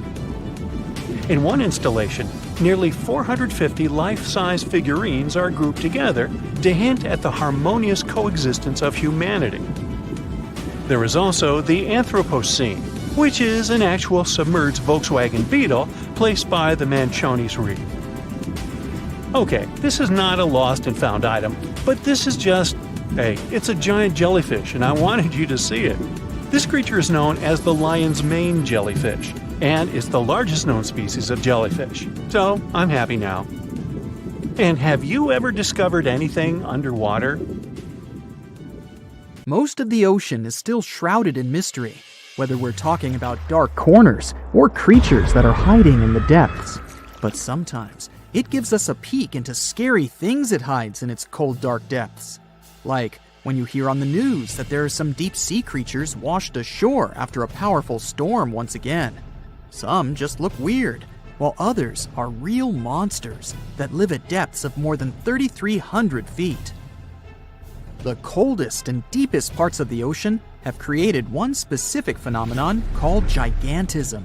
So, sea spiders, squids, worms, and many other animals, mostly invertebrates, or creatures without backbones, they're all way bigger and scarier than the versions we see in the more shallow areas. In the Pacific depths, you can see a sea sponge as large as a minivan. Or what about the colossal squid that lives in subantarctic waters and is nearly 14 times longer than the arrow squid, a type that mostly lives in New Zealand? Researchers found many of these underwater monsters in the abyssal zone of the ocean. Back in 2021, the researchers showed images of the giant phantom jelly. It was at a depth of 3,200 feet. Its tentacles were 33 feet long. Wow, I wouldn't like to face that one on the beach. It probably eats only small fish and plankton, but it can swim to depths of more than 21,900 feet. And down there, this giant jelly doesn't have enough food. How does it survive then? Scientists haven't figured it out yet. And there are even more questions related to the giant squid, the biggest one ever found. This monster is 43 feet long, with a weight of nearly a ton. Imagine if those tentacles would grab your car, or something like that. They would smash it like it was a toy. There's no light in the abyssal zone. Sun rays just can't penetrate that deep. So there's no algae or underwater plants there. Local animals mostly eat snow. Marine snow is not like the regular one you build a snowman with. It consists of any small flakes or remains that fall from the surface of the ocean. Maybe even some leftovers that animals up there couldn't eat. So it's not much. But apparently, it's enough for very large creatures that hide deep down there, like giant squids. Squids that generally live at such depths don't bother going after their prey. They just wait until the poor animal swims right up to their long tentacles and falls into a trap. It may not be the best method ever, because not many animals will even swim into these dark, cold parts. But it's the method that saves energy. A giant squid eats only 1 ounce of fish daily, which is approximately 45 calories. That's nearly 50 times fewer calories than an average person should eat per day. So when a squid gets 1 fish, it saves it for a couple of days. I hope giant squids won't get the idea to go to the surface and look for food when there's not enough of it in the abyssal zone. And I hope even more that giant Greenland sharks won't get that same idea. You can find them at depths of up to 7,200 feet. They're twice as slow as we usually walk. They swim at a speed of 1.12 feet per second. Their slowness is part of the energy-saving mechanism that creatures down there need to survive.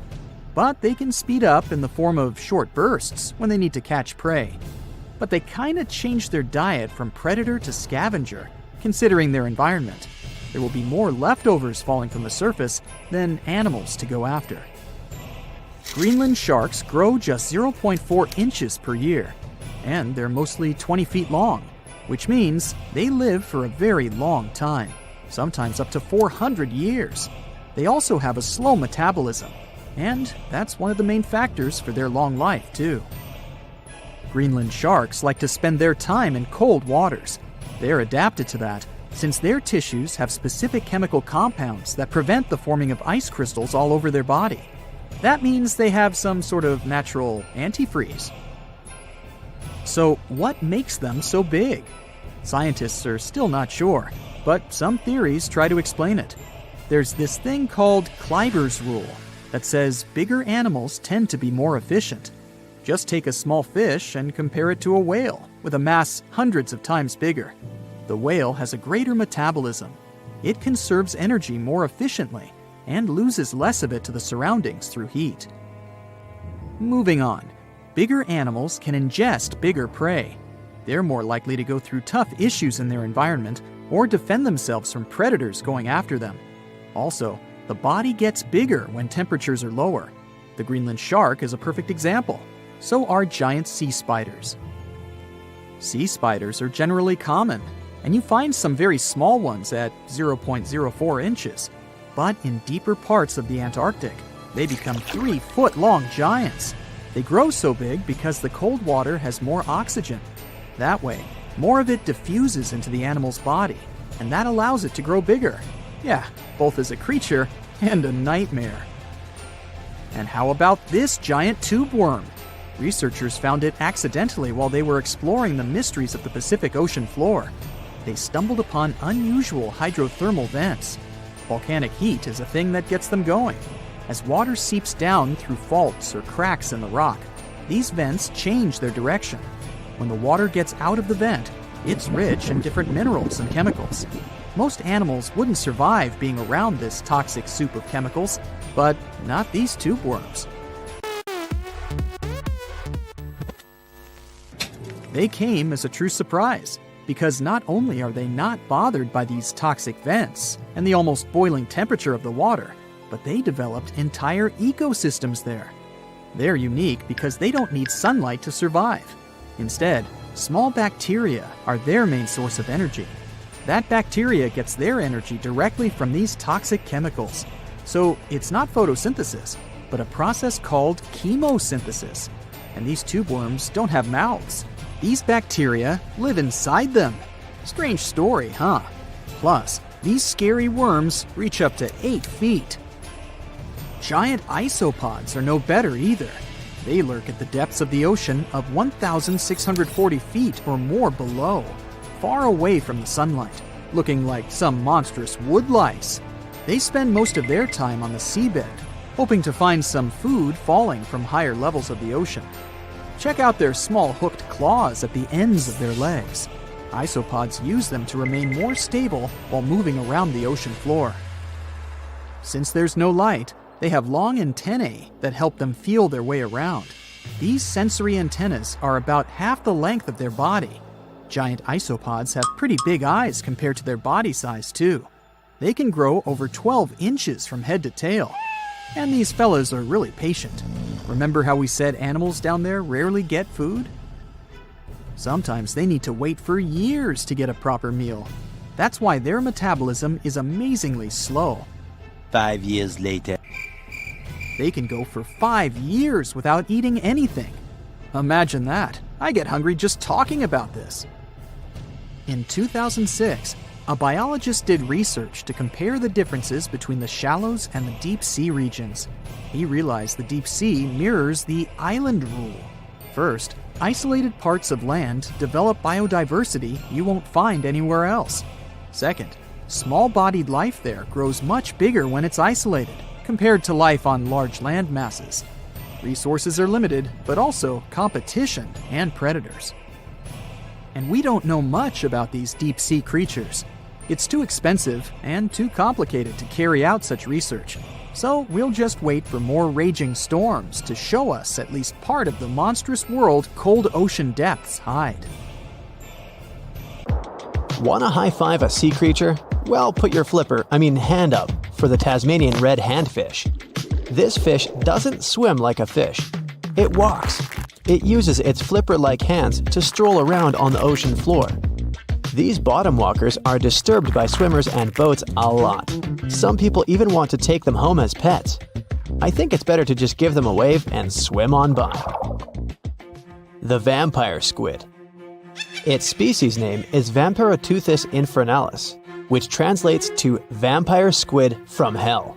Oh yes, this vampire squid means to terrify everyone with its name, its dark red color, its spikes at the bottom, and the scary fact that it can basically turn itself inside out. The vampire squid loves putting on a good show, but it's as harmless as a kitten is to humans. It's as if Dracula scared the pants off you, but he didn't have blood-sucking fangs. The vampire squid feeds on food particles from plants and animal matter floating near the ocean's surface. Since they're not predators, they need good defensive strategies, and their vampiric look is designed to ward off large creatures who want to eat them. Turning themselves inside out is a defensive mechanism since the spiky areas in the inner skin are more intimidating. They also shoot out a substance that does not have color, but is packed with bioluminescent particles to distract predators. The vaquita. Going out on a boat off the coast of Mexico sounds like the perfect vacation. The sun, the blue water, the most endangered sea creature. Wait, what? The vaquita isn't dangerous, but don't expect it to stick around to say hello or sign any autographs. It's incredibly shy. This little cow, that's what it means in Spanish, is one tiny sea mammal. With those black markings around its eyes, it looks more like a sea panda to me. Seeing one should make you feel very special. They're on the brink of extinction, mostly because they got caught by accident in fishing nets. It's estimated that there's only 10 left in the wild. The blue dragon. This little creature looks like something out of a kid's fantasy movie. It's called the blue glaucus, casually referred to as the blue dragon or blue angel. It can be found in many places, the Atlantic, Pacific, and Indian Oceans. It's kind of a mollusk and it only grows to be about an inch long. What you think is the back is actually the mollusk's bright underbelly. It regularly floats on its back so that its blue colors help it camouflage with the water's waves. The blue dragon isn't just pretty, it's also smart. It usually feasts on Portuguese man-o'-wars, also known as Physalia physalis. The blue dragon stores their stinging cells for later use, in essence, stealing their defensive mechanisms. When the blue dragon is threatened, it releases those stinging cells it stored, directing them at an enemy to sting them with more power than the Portuguese man-o'-war would have been capable of. As they can store a huge amount of stinging cells, they can be a threat to humans. So, if you find one, don't pick it up. It's best to admire it from a distance. The barrel-eye fish. If you ever wanted to have Superman's X-ray vision, looking at the barrel-eye fish will make you feel like you gained that superpower at some point in your life without even realizing it.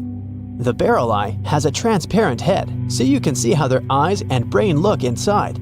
This magnificent creature lives in the deep sea. This is the lowest level of the ocean, where strange creatures roam in near-freezing temperatures and constant darkness. They're exposed to water's pressure that's almost 1,000 times that of the surface. If the idea of the deep sea sends a shiver down your spine, stay tuned to learn about another of its creatures later on. The barrel-eye fish can be found in the Atlantic, Pacific, and Indian Oceans. You might be wondering, why oh why would a fish have a see-through head? And that would be a fair question. Since the species was discovered in 1939, it was believed that the fish's eyes were set to see straight ahead and couldn't move. So it was assumed that they had tunnel vision. Scientists Bruce Robinson and Kim Reisenbichler from the Monterey Bay Aquarium Research Institute recently discovered that the fish can move its eyes vertically to see through the top of its translucent head, thus noticing if there are predators or prey nearby. The transparent head also allows more light to enter so they can detect prey better. It's believed that the barrel-eye fish eats jellyfish and small fish species. If you dive in the ocean at night, you might be lucky enough to see how orange ball corallomorph blooms in the dark. But make sure to be quick because as soon as you turn on your flashlight to take a good look, it will retract its tubes back into itself. The megalodon. The whale shark isn't the biggest shark known to humans. If the entire shark species were a kingdom, the prehistoric megalodon would be the ruler of the sea. Megalodon roamed the ocean a long time ago.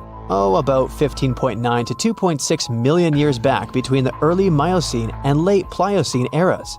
While they've long been extinct, people are still amazed to learn about these gigantic sea beasts. Megalodon could reach anywhere between 45 feet to 60 feet in length with jaws more than 6 feet wide. A fossil of a tooth that once belonged to a megalodon measured at 7 inches. Needless to say, I'm pretty stoked that these guys have long been extinct. But there's still some adventurers out there hoping to meet this monster one day. The Dumbo octopus. This adorable creature, or creepy creature, or however you want to see it, is officially called Grimpoteuthis. More casually, it's referred to as the Dumbo octopus, named after the Disney character. Though Dumbo, the elephant, not the octopus, was teased for his big ears, it's highly unlikely that this adorable octopus gets teased by its water neighbors. They are the deepest living octopuses, living in the deep sea, and you know how scary that place is. They're only about 8 inches tall and spend their days hovering just above the seafloor eating snails, worms, and other food they find in the current or near ocean vents. There are nearly 17 species of Dumbo octopus, and they all have differences in height, color, and body parts. If you can't get enough strange animals, you'll be glad to learn that the deep sea has barely been explored by humans. So keep an eye out. There are bound to be more fascinating animals discovered in the deep in the future. The sea angel. These creatures might look and sound pretty cute, but their diet is far from sunshine and lollipops. Their favorite food are sea butterflies. They lay mucus traps for them and wait in ambush. The squat anemone shrimp. This shrimp is tiny, only 0.5 inches. It's also known as a dancer shrimp because of its peculiar behavior. When agitated, it raises its bottom above its head and does a little dance. Divers also say it readily jumps on their hands and cleans them. The coconut crab. This guy may look pretty creepy, especially when the sun goes down. Mature coconut crabs are around 3 feet in length. Their preferred foods are coconuts, but they can also hunt down lizards and even large birds. The slender snipe eel. Slender snipe eel is a slim and long creature that's still a mystery for marine scientists. It's 4 feet long and it has at least 750 bones in its spine, which is much more than any other animal in the world.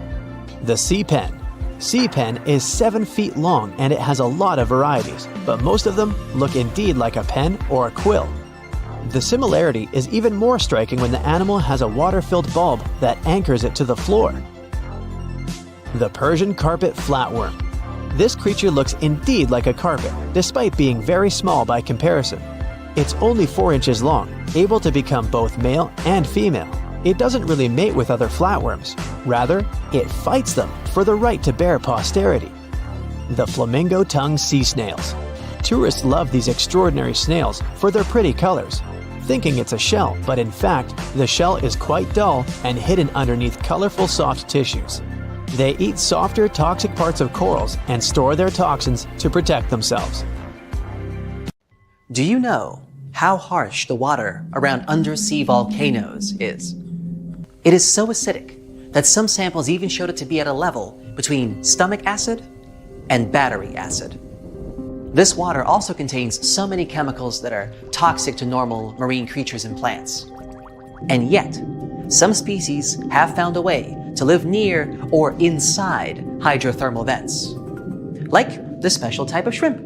This mysterious creature from the dark depths of the ocean has adapted to grazing bacterial filaments using its small claws, which are similar to garden shears. Hydrothermal vents stemming from the volcano coat the rocky surface, which means that all those creatures living down there get something to eat. In fact, undersea volcanoes provide three very important life-sustaining elements in those areas: minerals, hot water, and bacteria. Whenever there's an open fissure in the ocean floor, water seeps into it. Bacteria living in the crust of our planet then move in and remain in the hot water. The temperature of the water there can go up to 750 degrees. When the fissure erupts and expels the heated water, these bacteria get expelled along with it. There's something else that comes along for the ride: many nutritious minerals that resided in the rock that has been dissolved by the superhot water. The warmth coming from the vent and the minerals sustain the bacteria and give them the perfect chance to multiply. In many cases, the first sign of life around an underwater volcano is a thick coating of bacteria. The bacteria develop stable colonies, which is why other deep-sea creatures that inhabit these dark areas use them as food, like these shrimp. They are trying to eat that fast-growing bacteria and at the same time do their best to avoid the hazards of all the volcanic eruptions. The waters surrounding undersea volcanoes are usually too acidic and hot for humans to dive to, even when there is no lava, ash, or steam spewing from the craters. But when a group of researchers took adequate equipment and finally managed to leave their camera in the hot acidic waters for an hour, they had no idea that they were going to find... Are those sharks? They were hiding in the deep, orange, murky waters around the Solomon Islands submerged Cavachi. Different shark species, including hammerheads, scalloped hammerheads, and reef sharks. The story gets even better when you realize Cavachi is an active volcano with pretty common eruptions. Apparently, submarine boiling lava and underwater explosions don't scare those sharks at all. It's their home, where they feel safe and comfortable. They must have done a great job evolving into this harsh environment over millions and millions of years. So now they can swim through steam and lava without any issue. One of the reasons could be the special pores that they have near their snouts. One of these theories even says if these pores allow sharks to sense changes in the magnetic field of our planet. And sharks need that information for homing and migration, but that also means that they can detect cyclones and hurricanes, thus able to skillfully avoid them and similar dangerous situations in time. Back then, scientists also discovered a sleeper shark about 12 miles from the volcano. It's a specific type of shark that usually lives in the northern Atlantic and Pacific, or in some cases even further south near Antarctica in Australia. Alright, now let's check out this unusual worm. Don't let its rainbow glow fool you. This mysterious creature is actually a scary predator, with jaws you usually see in horror movies. This creep lives 3,900 feet deep, down in the muddy seafloor near northern New Zealand. A team of researchers took a 3-week expedition throughout deep-sea areas in the volcano-rich Kermadec Ridge. This enormous area included 3,800 square miles of canyons, continental slopes, mountains, and hydrothermal vents, parts where undersea volcanoes release gases and hot water. And that's where they found this thing. There are 10,000 species of these worms in the oceans. Most of them have tails and segmented bodies, but they usually look pretty different from one another depending on the area where they live. There is also a tube worm, which we also call the Pompeii worm. This type lives in hydrothermal vents deep down on the ocean floor. The temperature down there sometimes goes over 140 degrees. Up next, we got a snaggletooth dragonfish. A team of researchers found these tiny critters in underwater volcanoes near the coast of Sydney. It's a black fish with translucent fangs that looks way scarier than most fish you'd see close to the surface because it lives in warm, acidic water near undersea volcanoes. Humans rarely get to see these deep-sea fish. Alright, how about a lobster? The Uroptychus squat lobster lives in depths of up to 4,600 feet, mostly somewhere around deep-sea coral. They're called squat lobsters because they look similar to true lobsters, but are flattened in shape from the top and bottom. They don't go around carrying their shell with them, but their carapace is flexible and soft enough so they can squeeze their body into small crevices. When they do this, they leave their long, sharp claws exposed so they can keep unwanted visitors away. It's hard and dangerous to directly go into dark ocean depths and study underwater volcanoes. So researchers came up with a new way to do it. They study deep sea coral. As they develop, the skeletons of black corals contain a record of the noble gases in seawater. This helps scientists collect information on volcanic activity near these corals. Check out these unusual yellowish creatures known as snake stars. Researchers saw them on an undersea peak at a depth of 4,000 feet. They spend most of their time wrapped around coral branches. That's where they can easily capture food particles from the perches around them. Volcanic vents themselves hide some very pretty unusual creatures, such as these small hairy red-eyed crabs too. They live among rocks on the summit of seamounts in dark depths of up to 3,000 feet. There are crabs that live even deeper than that, 1.5 miles, on the ocean floor near Antarctica. They got their nickname Hoth crabs because of their hairy chest and are part of a lost world of deep-sea creatures that live around volcanic vents at great depths.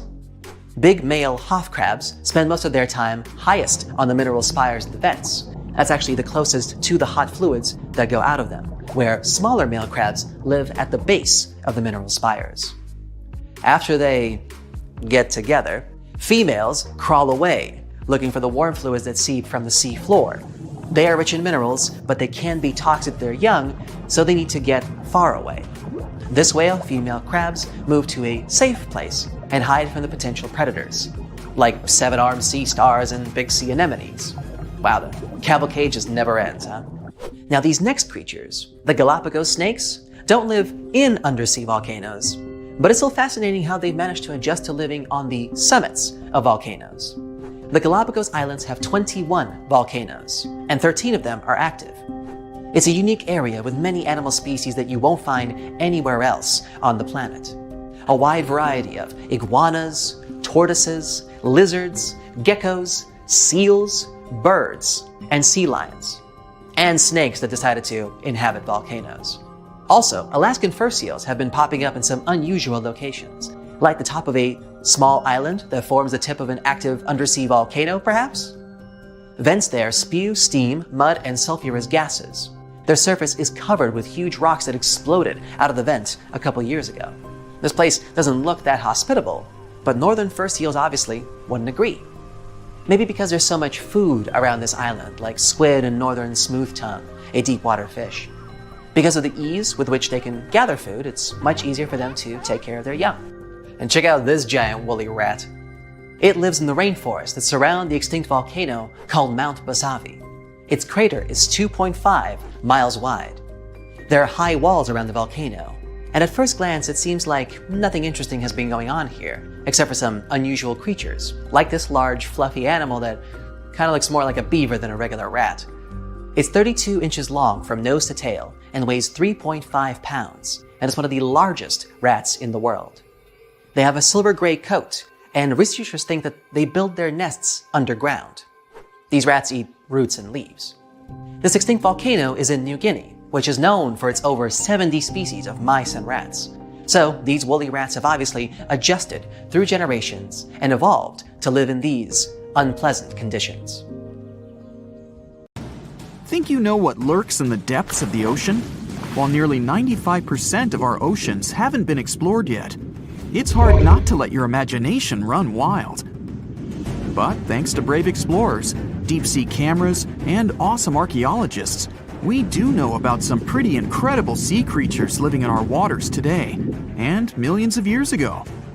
From the 9-foot spider crab to the 60-foot prehistoric megalodon, these sea dwellers come in all shapes and sizes. But let's focus on sea creatures famous for their huge size. Can you guess which living species of whale is the largest? Well, it's not the orca, but that's a good guess. The orca is a toothed whale that can grow to anywhere from 23 feet to 32 feet, which is slightly smaller than a school bus. How about the narwhal? Nope, they're not the biggest either. These unicorns of the sea live mainly in Arctic waters and only grow 13 feet to 20 feet in length, and that's including their 9-foot tusk. Tired of guessing? Okay, I give in. The largest whale that still exists today is the blue whale. At a jaw-dropping 82 feet to 105 feet, the blue whale is not only the biggest whale we know of, but is currently the largest animal to have ever lived on Earth. Seriously. These animals are bigger than a T-Rex, and even the prehistoric megalodon. If you were to put a blue whale next to a school bus, it would look like it could swallow it. Think about that. According to National Geographic, a blue whale's tongue can weigh the same as an elephant. And their hearts can weigh as much as a car. That doesn't even sound possible. It's no wonder these giants need to eat about 4 tons of krill every day. While there aren't too many animals living today that can compete with the blue whale's epic proportions, there is an entirely different species that is a good contender, and it's not quite what you would expect. It's a jellyfish. No, I'm not talking about the little jellyfish that wash up on the shore and ruin a perfectly good day at the beach. I'm referring to the lion's mane jellyfish, the biggest jellyfish around. This invertebrate can grow up to 120 feet long. They also come in different gorgeous colors like red, purple, or even shades of orange. As if their length wasn't impressive, the lion's mane jellyfish boast a whopping 8 sets of 70 to 150 tentacles. That means they can have up to 1,200 in total. And here's the giant oceanic manta ray, the largest type of ray in the world.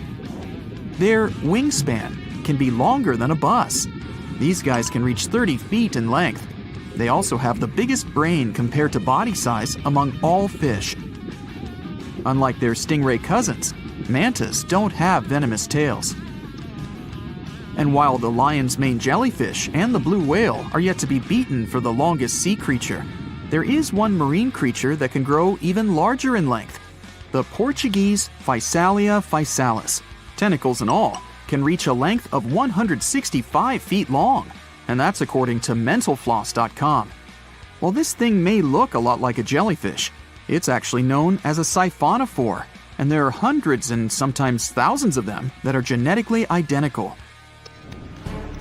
Their long tentacles help the organism catch prey, and its sting is fatal to most animals, even humans in some cases. What's even creepier is that if one of the tentacles comes off the organism for whatever reason, it can float around the water for days before decomposing. Even if it's detached, this tentacle can still sting you. But don't go running out of the ocean just yet. Your chances of being hurt by a Portuguese Physalia physalis sting are pretty slim. However, if you do get stung, the side effects aren't pretty, with welts, stomach cramps, an elevated heart rate, and an upset stomach. While you don't want to go anywhere near these long creatures, they sure are pretty to look at. Check out all those colors. The Shastasaurus is the biggest marine reptile that has ever existed. These predators lived during the late Triassic period, about 210 million years ago. These amazing giants could reach lengths of up to 69 feet and weighed more than 75 tons. This made the Shastasaurus as heavy as a blue whale. And if you could stand this creature up vertically, it'd be as tall as a 7-story building. Despite appearances, the Shastasaurus was actually pretty slim for its size.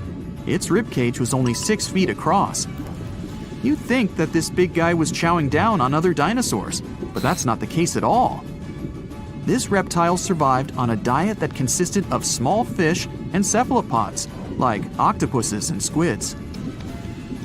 The Albertonectes is a bright representative of the plesiosaur family, meaning that this marine reptile had a small head on an incredibly long neck and large flipper-like limbs that helped it move through the water.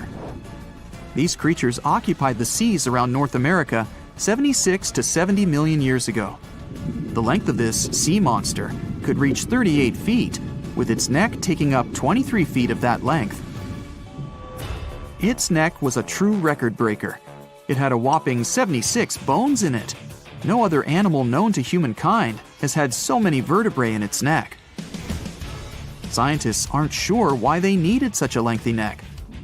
They might have used it to collect shellfish off the seabed, or perhaps it helped them capture their main prey, fish and squids. This aquatic reptile also had gastroliths in its stomachs. Some of them were as big as 5.5 inches in diameter. The Tylosaurus belonged to the Mosasaur family. It dominated the shallow seas of North America about 85 to 80 million years ago. This was an enormous predator, with the biggest representatives reaching 45 feet in length. It had a narrow hydrodynamic body with a blunt, powerful head that the animal used to ram and stun its prey. Its body was equipped with agile flippers and a long tail decorated with a maneuverable fin. The Tylosaurus was a carnivore, and its diet included not only fish, turtles, and small sharks, but also other mosasaurs, plesiosaurs, and flightless birds. Meet Ophthalmosaurus. This prehistoric reptile thrived during the late Jurassic period and lived in oceans all over the world. Ophthalmosaurus weighed somewhere around 6,000 pounds and grew to approximately 16 feet long, according to NewDinosaurs.com.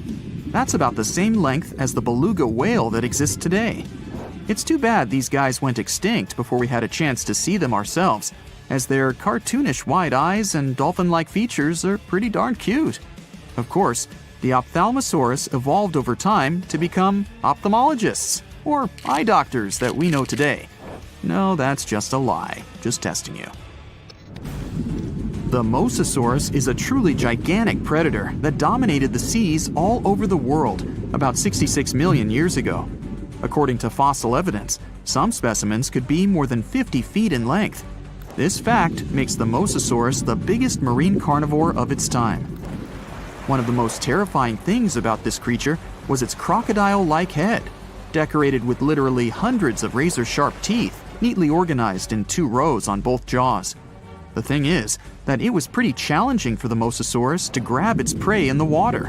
That's why it had all these teeth, plus something special: pterygoid teeth anchored to the bones on the roof of its mouth. This made hunting and holding onto its prey much easier. The Styxosaurus belonged to the plesiosaur family and lived during the late Cretaceous period, around 85 to 70 million years ago. Upon first glance at this dinosaur, you might mistake it for a sea snake, and it'd be an honest mistake.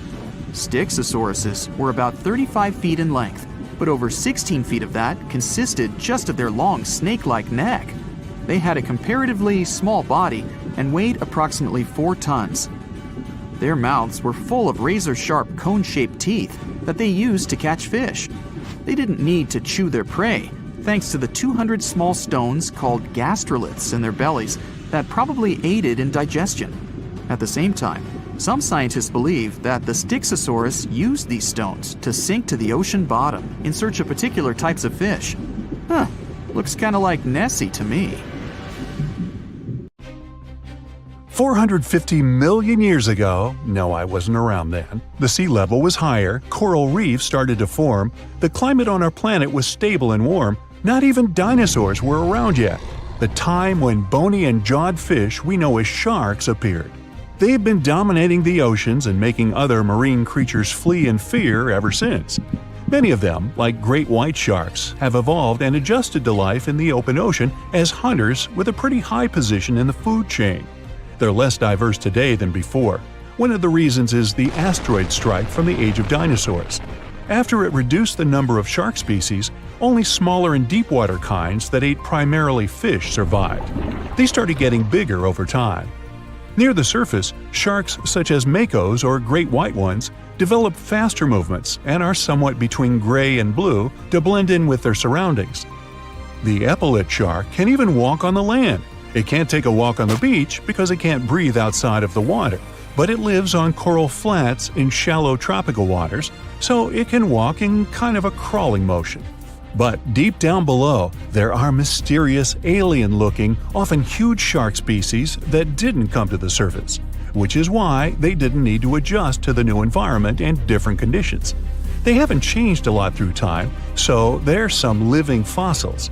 These creatures mostly don't have 5 gill slits, the most common number, but 6 or 7. It's because there's less oxygen the deeper you go in the ocean, so they need more gill slits. Sharks on the surface evolved to have fewer gill slits. 6-gill sharks are the most primitive sharks we have today. Their skeletons are like those of ancient extinct sharks, and they can survive only in very deep waters. Like cats, sharks have a layer of reflective cells placed inside their eyes, which helps them see better in the dark deep sea or cloudy waters. Sharks on the surface have big eyes because they evolved to hunt in the sunlight, so they tend to rely on their vision. Those that live in shallow waters have small eyes, so they can protect themselves from the sand. Like some other deep-sea creatures, six-gill sharks also have bigger eyes to take in as much light as possible. They have more light-sensing rods, but don't distinguish colors that well. In the ocean's twilight zone, with the minimum of sunlight, there's a couple of bioluminescent shark species. They don't take in light within their eyes, but produce or re-emit it with their bodies. Their skin or organs have specialized cells that produce a soft blue-green light. Deep-sea creatures that produce their own light do that to attract their prey, deter animals from going after them, or, scientists think, communicate with each other. It can even help them to camouflage. They do it by hiding their silhouettes from animals going after them. They produce enough light to match their surroundings. The biggest luminous underwater creature is the kitefin shark, found swimming 980 feet below sea level, preying on groundfish or smaller sharks. It can grow almost 6 feet long and lives 3,200 feet below sea level. Deep-sea sharks are also bigger than those on the surface. The Greenland shark can grow up to 24 feet long, bigger than a great white. There's a thing called deep-sea gigantism. Creatures in nutrient-poor depths of the ocean grow bigger because, that way, they lose less energy as heat. The Greenland shark lives its life in slow motion. It has a slow metabolism and can go very long periods without food. With their slow pace, they evolved to live up to 500 years at depths of 7,200 feet. Sharks in shallow waters catch their prey relying on agility and speed, but for them, it's easier because there's plenty of food on the surface. Deep-sea sharks, with less food and slower life rhythm, had to develop a different style. They're more opportunistic, definitely not picky, and don't care if their future meal is alive or not. Frilled shark, another living fossil from the darkest depths, hasn't evolved much through time, and they're one of the last of their kind, with all of their relatives already gone extinct. It grows up to 7 feet long, primarily hunts on squid, and catches other sharks and fish. It looks like a dinosaur, a snake-like face, a long, smooth, thin body that moves in a serpentine way. It can propel itself with the power of its tail and curl like snakes. They don't swim in a straight line like other sharks. Cookie cutter shark grows up to 20 inches. It got the name because of the way it feeds, biting off small pieces. It's a parasite creature, which means it feeds off bigger animals but leaves them alive. They have sharp teeth and sometimes even swallow those that fall off on purpose. Some researchers think it could be because they live in the depths that are nutrient poor. If they swallow the teeth, they could recycle calcium and other material from it. Prickly shark is a rare and unusual creature with many thorn-like denticles and 2 small dorsal fins. It lives mostly in the depths of the Pacific region up to 1,900 feet. Ghost sharks are not even real sharks, but fish closely related to them and rays. They have big pectoral and pelvic fins, 2 dorsal fins, pretty big eyes, and unlike their cousins, have a single external gill opening. Ghost sharks have slender tails and can grow up to 80 inches, silver to blackish color. They sometimes live in rivers and coastal waters, but also in the depths of the ocean of 8,200 feet or even deeper. They are pretty weak swimmers, so they tend to feed on invertebrates and small fish. Goblin sharks. Swimming through the deep sea, this creepy shark with a flabby body suddenly sees a small, innocent squid. It goes toward it, but the potential snack notices it and quickly starts moving to dart away. It seems like the plan could work at first, but then the shark suddenly thrusts the jaw of its mouth and catches the poor little squid in a second. After the meal is finished, the animal simply fits the jaw back into the mouth and goes away as if nothing happened. This is possible because it has a jaw connected to 3-inch-long flaps of skin, which is why it can unfold from the snout. It can grow up to 12 feet long with a weight of 460 pounds. Scientists think goblin sharks are mostly active in the morning and evening. The shark has a long, prominent snout and specific sensing organs on it. It uses them to sense electrical fields in the dark oceanic depths. Seven-gill shark is a big cow shark, brown to silver-gray on top, white underneath, black and white spots, with a thick body, a small dorsal fin, and a wide, blunt snout. It can grow up to 10 feet long, mostly lives in the depth of 1,870 feet, but you can also find it in deep channels and bays. It can be aggressive toward humans if provoked, so don't. Like most deep-sea creatures, it's an opportunistic hunter that's not quite picky but likes to go after dolphins, seals, porpoises, and other marine animals. Megamouth sharks mostly live in the depths of 15,000 feet and spend most of their time in the dark, like me. Scientists discovered it in 1976 because it went near the surface at night to feed on zooplankton. That's the only time these sharks go there. During the day, they return to their quiet, dark, and mysterious depths. They are filter feeders, which means they keep their mouths wide open while swimming, so they filter the planktons they like to eat. There are organs that produce light inside of their mouths, which attracts potential prey, such as pelagic crustaceans. These sharks live in the deep parts of the ocean, but you can rarely find them below almost 2 miles. Scientists think some other, stronger bony fishes outcompeted them. Deep parts of oceans became oxygenated around 70 million years ago, and sharks have been around way longer.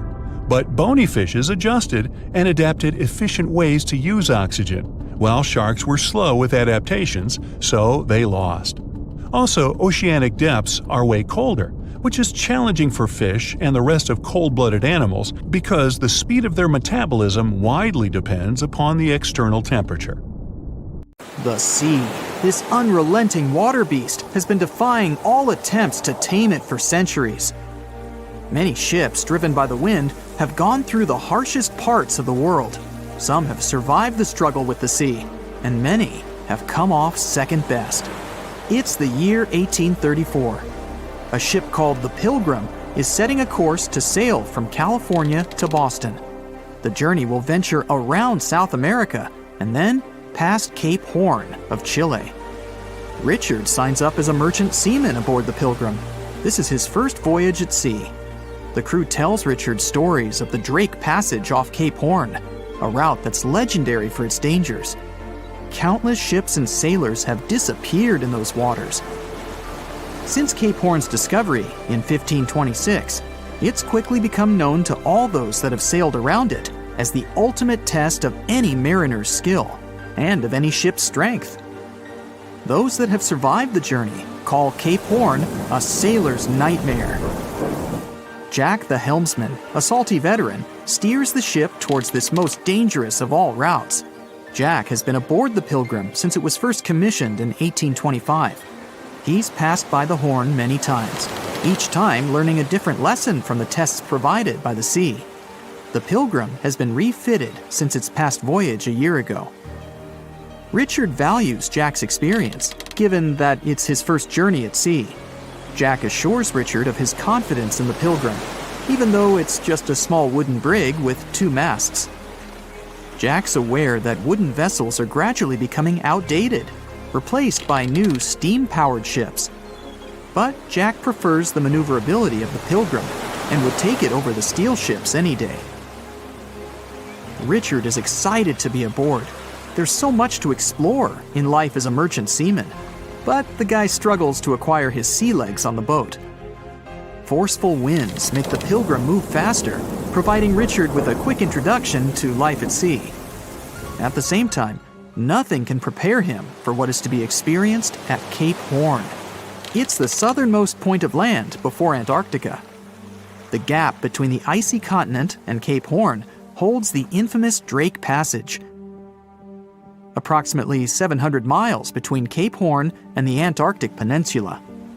Strong winds provide an uninterrupted, steadfast journey toward the Horn. But, as Jack tells Richard, the winds are more concentrated at the Drake Passage. They create a funneling effect, becoming stronger and more unpredictable. Richard is unsure of what this might mean for the Pilgrim, but understands that there's no easier route to travel around South America. A few days pass. The Pilgrim sails by the many islands that make up the western coast of Chile. Although the sea has been relatively calm, Richard continues to deal with his lack of sea legs. His movements are still not very graceful. The constant, ever-swaying deck rises and falls, and Richard finds it hard to get used to the motion. Random large waves hit the Pilgrim from every angle. The ship is quickly approaching Cape Horn. Richard looks towards great thunderous black clouds in the distance. "Welcome to the Horn," Jack says, half laughing. A wry smile upon his face soon disappears. The man gets serious, knowing what awaits them all. Stronger winds start blowing the sails as the crew scrambles to hang onto the ropes. Richard desperately sets to adjust the aft sails, adjusting for the constant change in strong southerly winds. Jack holds firm at the helm, knowing the importance of his role. He's wary of the swell. It can build very quickly the further south they travel.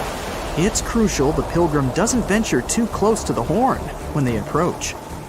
The great darkness that was in the distance is now all around them, filling the sky in every direction.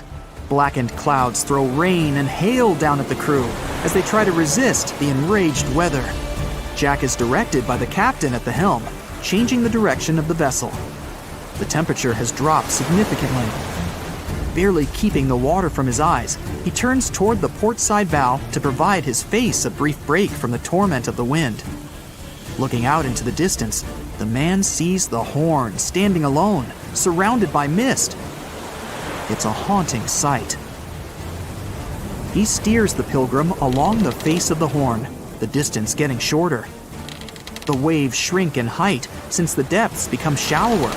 But these waves are much steeper, and their angle can cause more damage to the wooden vessel.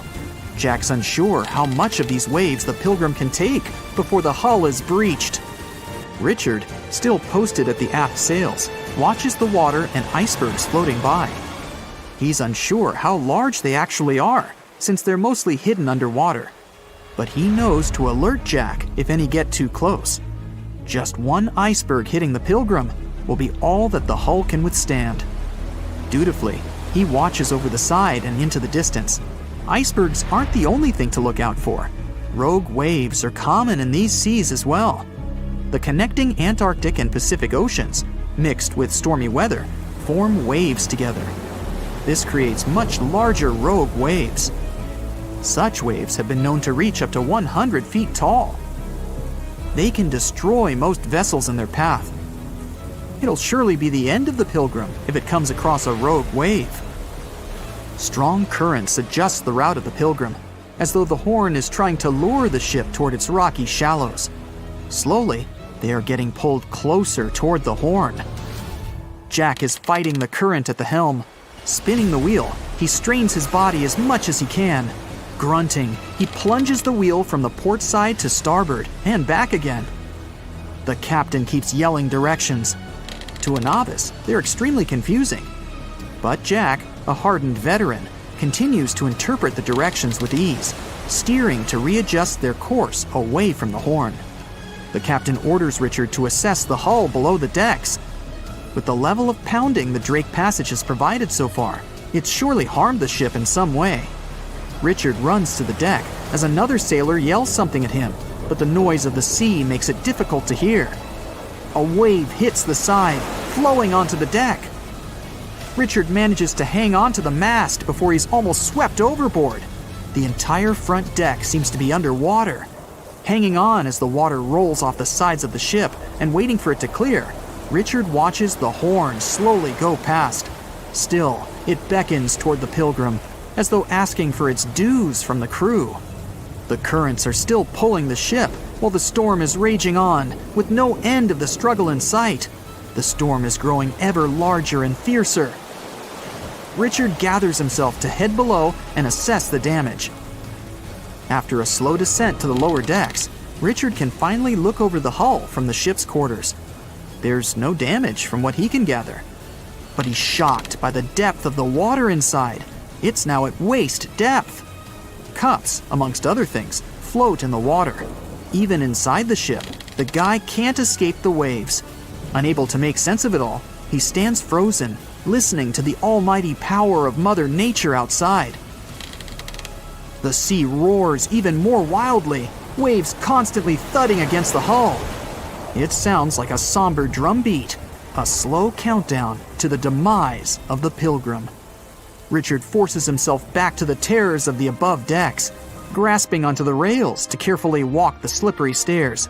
He leaves the disturbing creaks of the wooden decks. They're soon replaced with the strained sounds of the ropes, the yells of other sailors, and the deafening roar of the sea crashing all around him. Jack is at the helm, focused on his role, still fighting the wind and the waves, even with the addition of ice and frost. It seems that the world around him has set its heart to distract the man from his duty, but Jack pushes on determinedly. For 9 days, the Pilgrim fights the constant changes in stormy weather, facing all kinds of obstacles, but the ship manages to make it through. As they leave the storm behind, the crew sets their course north for their final destination. The sight of the sun peeking through the dark clouds is the most relieving thing Richard has ever experienced.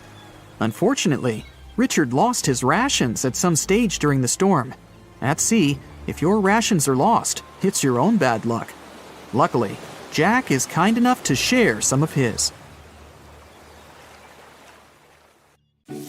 A shimmering portal closes behind your back. A smiley guide greets you. Hey, you're not the first person to travel between the worlds, but such a journey still remains something out of the ordinary. At first sight, the place is not that different from your own. The same people, the same transport, similar architecture. Then why did your friends swear it would be the trip of your life? Your travel agent told you the town you'd be visiting is at the seaside. That's why you ask your guide if you could spend some time near the ocean. He gives you a funny look, but agrees. The day's brilliant, sunny, and hot. It feels only natural to take your clothes off to get some sun. After a while, you get up to go have a swim in foamy waves. But your guide grabs your arm. His grip is unexpectedly strong, his face anxious. No, it was risky enough to come to the beach and stay so close to the water. And now you're going to take a chance with your life? Huh? That's all you can answer. There must be some misunderstanding. What's so dangerous about this beach? Rip currents? The guide suddenly calms down. Don't tell me you don't know why people from your world travel here? You shake your head, and the man starts to laugh. When he's done chuckling, he becomes serious and mutters, "Okay, I'll show you something you won't be able to forget. Ever. Let's go." You walk along the beach, keeping more than enough space between you and the water. What surprises and worries you the most is the eerie silence. The only sound you can hear is waves hitting the shore. No kids cheering, no surfers riding their boards, no fishers waiting for a good catch. Your guide slows down, and you see a small harbor. For some mysterious reason, it's separated from the open ocean by a thick metal fence with massive gates. You and your guide are heading for a large boat, or rather a ship. Just how many people are going to join us on this excursion, you ask. It's just the two of us and the crew, your guide replies. In our world, it's too dangerous to put to sea on a smaller vessel. And indeed, you notice no fishing boats or yachts nearby. You follow your guide downstairs and see a large cabin with a glass floor. Feel free to step on the glass, it's super thick and literally unbreakable. The ship starts vibrating and moves away from the shore. You're watching the rocky bottom, corals, and schools of colorful fish pass by. The water under the ship is getting darker. All of a sudden, your guide whispers, "Here it is." The creature is enormous, longer than a semi-trailer and almost as long as the vessel you're on. Its body shape resembles that of the modern-day monitor lizard, but longer and more streamlined. This makes the animal more fitted for swimming. Its limbs are short, with webbing between fingers. It also has a wide tail with a broad triangular plate on it. While swimming, the critter keeps its body stiff to reduce the drag through the water. The only thing that's moving is its mighty tail. As soon as you manage to get your voice under control, you scream, "A dino!" Nope, your guide doesn't agree. It's a mosasaur. They aren't dinosaurs. These creatures are reptiles. You must have their close relatives in your world, snakes and monitor lizards. The mosasaur you see is one of the largest species, which are quite rare. There are many kinds of these reptiles, and the smallest is a mere 3 feet long. The average length is 13 feet at the most. But big specimens still occur. That's why we have to build such large, sturdy ships. Just one tail swipe from this beast, and a smaller vessel would be broken in half. The mosasaur, you still find it hard to wrap your mind around it, is swimming under your boat for some time and then swooshes up to the surface. Your guide answers the question in your eyes. Mosasaurs need air. That's why they regularly rise to get some. That's the reason they prefer shallow coastal waters. The creature returns. This time, you get a chance to see its jaws. Each is completed with 2 extra rows of triangular teeth. Behind them, you spot its tongue, and wait, is it really forked? All in all, the creature's mouth looks like one of a snake, including the teeth. They're also curved backward not to let prey slip away. Your guide chooses this moment to start telling you about the awesome creature. Yeah, Mosasaurus evolved around 100 million years ago, but 34 million years later something went wrong, and they didn't disappear like it happened in your world. That's why now our oceans are very different from yours. Fish and mammals in our oceans have developed special traits that allow them to avoid mosasaurs. Plus, thanks to this reptile, we have a much greater diversity of marine species. You notice your mosasaur dashing up and to the left. When it returns, there's something that looks suspiciously like a bird in its jaws. Noticing your surprise, the guide explains mosasaurs eat pretty much anything, from fish and mollusks to seabirds and turtles. Suddenly, your guide screams, scaring you out of your wits. There! Can you see it? Honestly speaking, at first you see nothing. But after straining your eyes, you spot 2 huge shadows circling each other. Your guide is brimming with excitement. You can't imagine how lucky we are! I've been doing this job for 15 years, but I've never seen a mosasaur fighting with a megalodon. For a moment, your mind stops functioning. Has he just said there are megalodons in his world? And then you see it. A giant animal is coming closer. It's almost 60 feet long, bigger than the whale shark, the largest of all the shark species in your world. Your guide keeps blabbing. Both of these creatures are top predators. Mosasaurs are usually a bit smaller than megalodons, but this one's huge! As the sea monsters get closer, you manage to get a better look at the meg. Its jaws can open for almost 10 feet and are littered with 5 rows of sharp serrated teeth. They're built in such a way so that they don't crack even after hitting bone. The meg is an ambush hunter, continues your guide. It probably wanted to take the mosasaur by surprise by attacking it from below, but this attempt failed. Now the predators are moving in circles, likely sizing each other up. They look rather angry and hungry. The mosasaurs try to get closer to the shark's tail or fins. The creature understands there's no way it could bite through the meg's bulky sides. The shark chooses another tactic. It's aiming for the mosasaur's long midsection. The critters start circling faster, getting closer to each other. The mosasaur keeps changing its pace from slow, almost lazy movements to nervous bursts of speed once it sees the meg approaching. The shark is swimming in a steady way, watching the opponent with its piercing black eyes. You can't help but think it's pretty obvious which animal's going to be the winner. The mosasaur's jaws are suited for small prey, like fish. Its jaws wouldn't be able to open wide enough to get around the meg. Because even though both creatures are of the same length, the meg's body is much more massive. Its jaws are also more powerful, designed to deal with whales and other large marine animals. Plus, the mosasaur's body isn't efficient for high-speed swimming. It gives the shark another advantage. In a flash, the meg twists its body and rushes at the mosasaur. Its maneuver is not to let the enemy get an upper hand by striking from below. The 2 powerful creatures clash each other. You see the mosasaur try to maneuver out of the meg's way, but to no avail. You're clenching your fists, silently sending your support to the mosasaur. and then a sudden jerk, and you find yourself on the floor. "Go, go, go!" your guide's shouting at the skipper.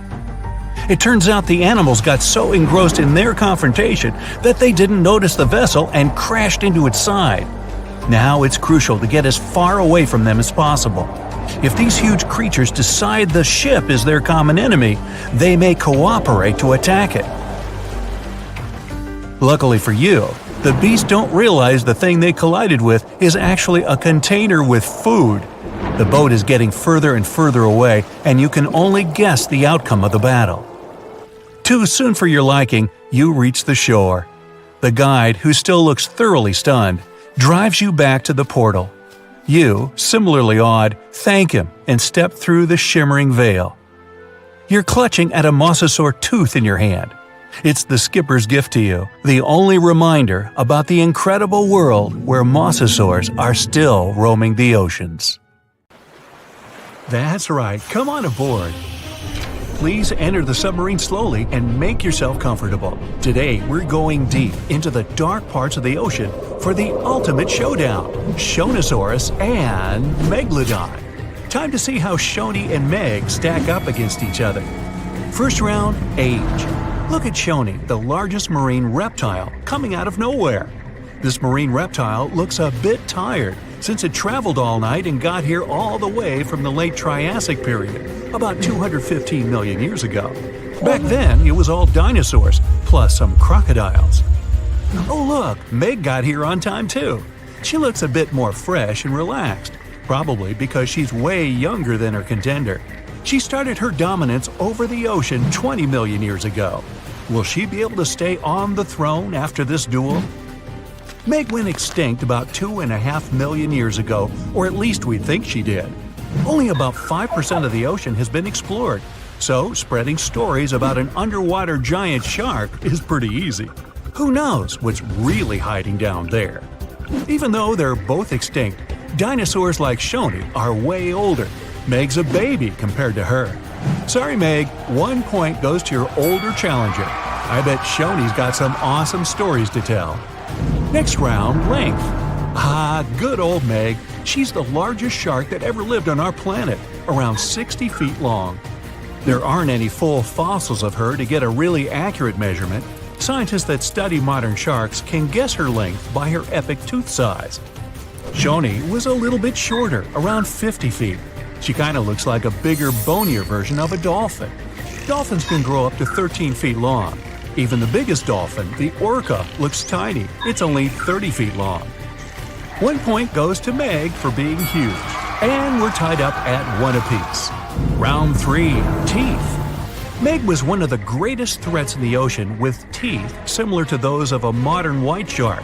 Scary, symmetrical, triangular, insanely sharp, and up to 7 inches long.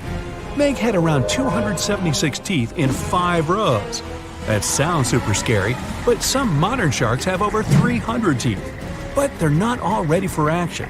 Some are fully grown, some are still growing up. Sharks' teeth are not that strong, so they fall out a lot, which is not that big a deal like it is for humans. They produce new teeth all the time, so they can replace the ones that get worn down. Get this, Meg probably worked her way through about 40,000 teeth over her lifetime. Shoni, unfortunately, won't be able to defend herself with teeth in this duel, because she doesn't have any. Researchers believe that younger Shonis had teeth because they needed some help getting food and fending off rivals. When they got bigger and older, they didn't need them anymore. Sorry, Shoni, this round isn't even close. Meg takes the lead 2-1. Next round, who can eat more? Scientists believe Meg ate around 2,500 pounds of food every day. Her teeth tell us she didn't exactly love the salad bar. With a mouth almost 10 feet wide, Meg had the most powerful bite of all animals on our planet. That way, she didn't have to be too picky. She could munch on bigger ocean animals like whales, giant turtles, seals, or any other marine mammal that got, too close.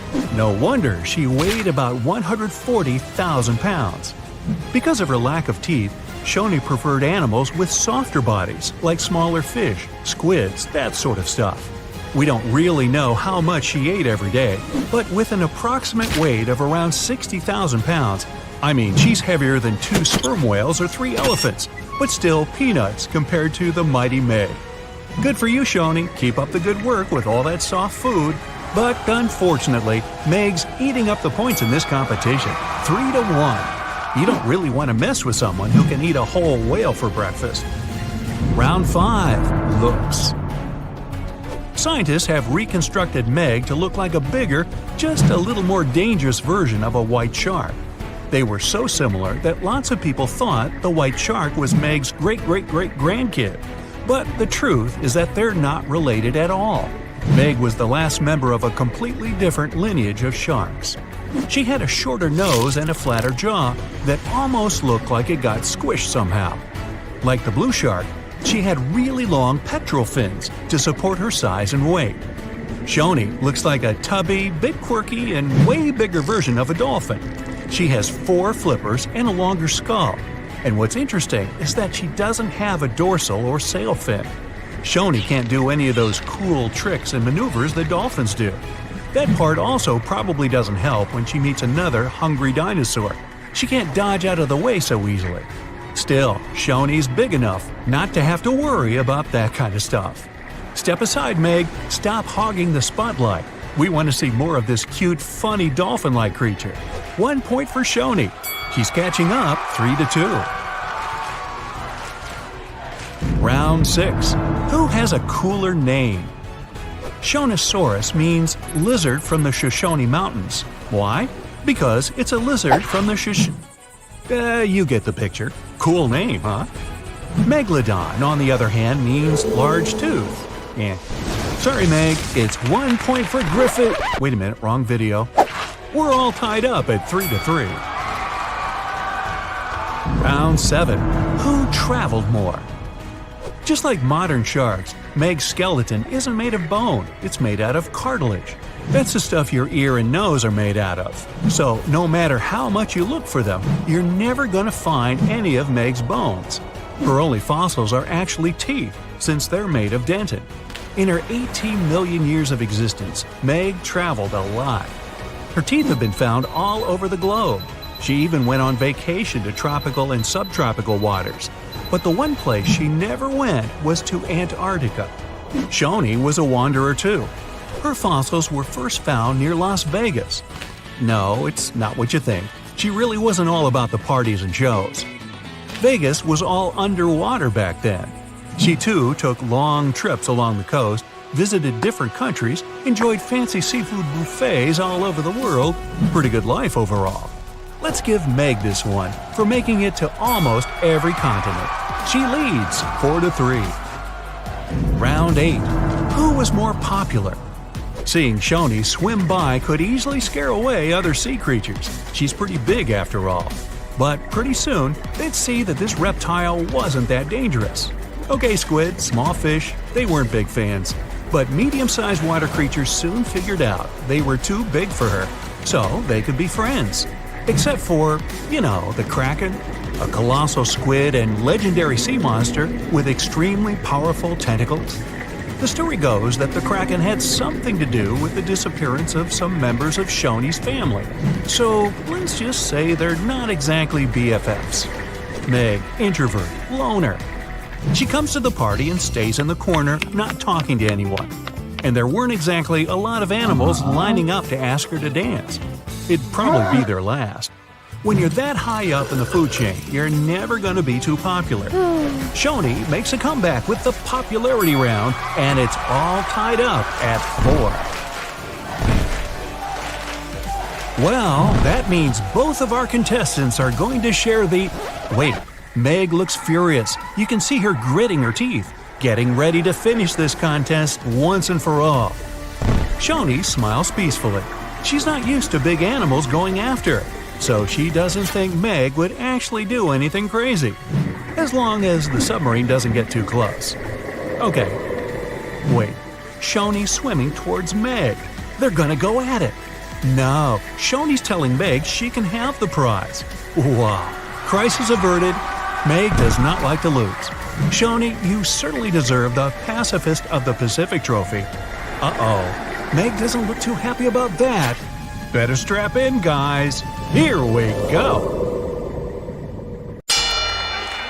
In the left corner, Megalodon, considered the largest and most dangerous predator in the aquatic world. It has a reputation as a cold-blooded hunter who can break a fishing boat with one bite. We're gonna need a bigger boat. But what if he comes face to face with another giant water monster? In the right corner, Mosasaurus, an ancient dinosaur reptile which existed about 80 million years ago on the vast Atlantic Ocean. Their diet was large fish, giant turtles, other mosasauruses, and even birds. So glad I'm not on the menu, ha ha! But to find out if this reptile can defeat the most massive shark that ever existed, we'll compare these monsters in several categories. Let's start with size. Megalodon became extinct 3 million years ago, but is still considered the largest and most dangerous predator in the ocean. We can only guess at the real size of Megalodon. The only remains found of this giant shark are teeth and vertebrae.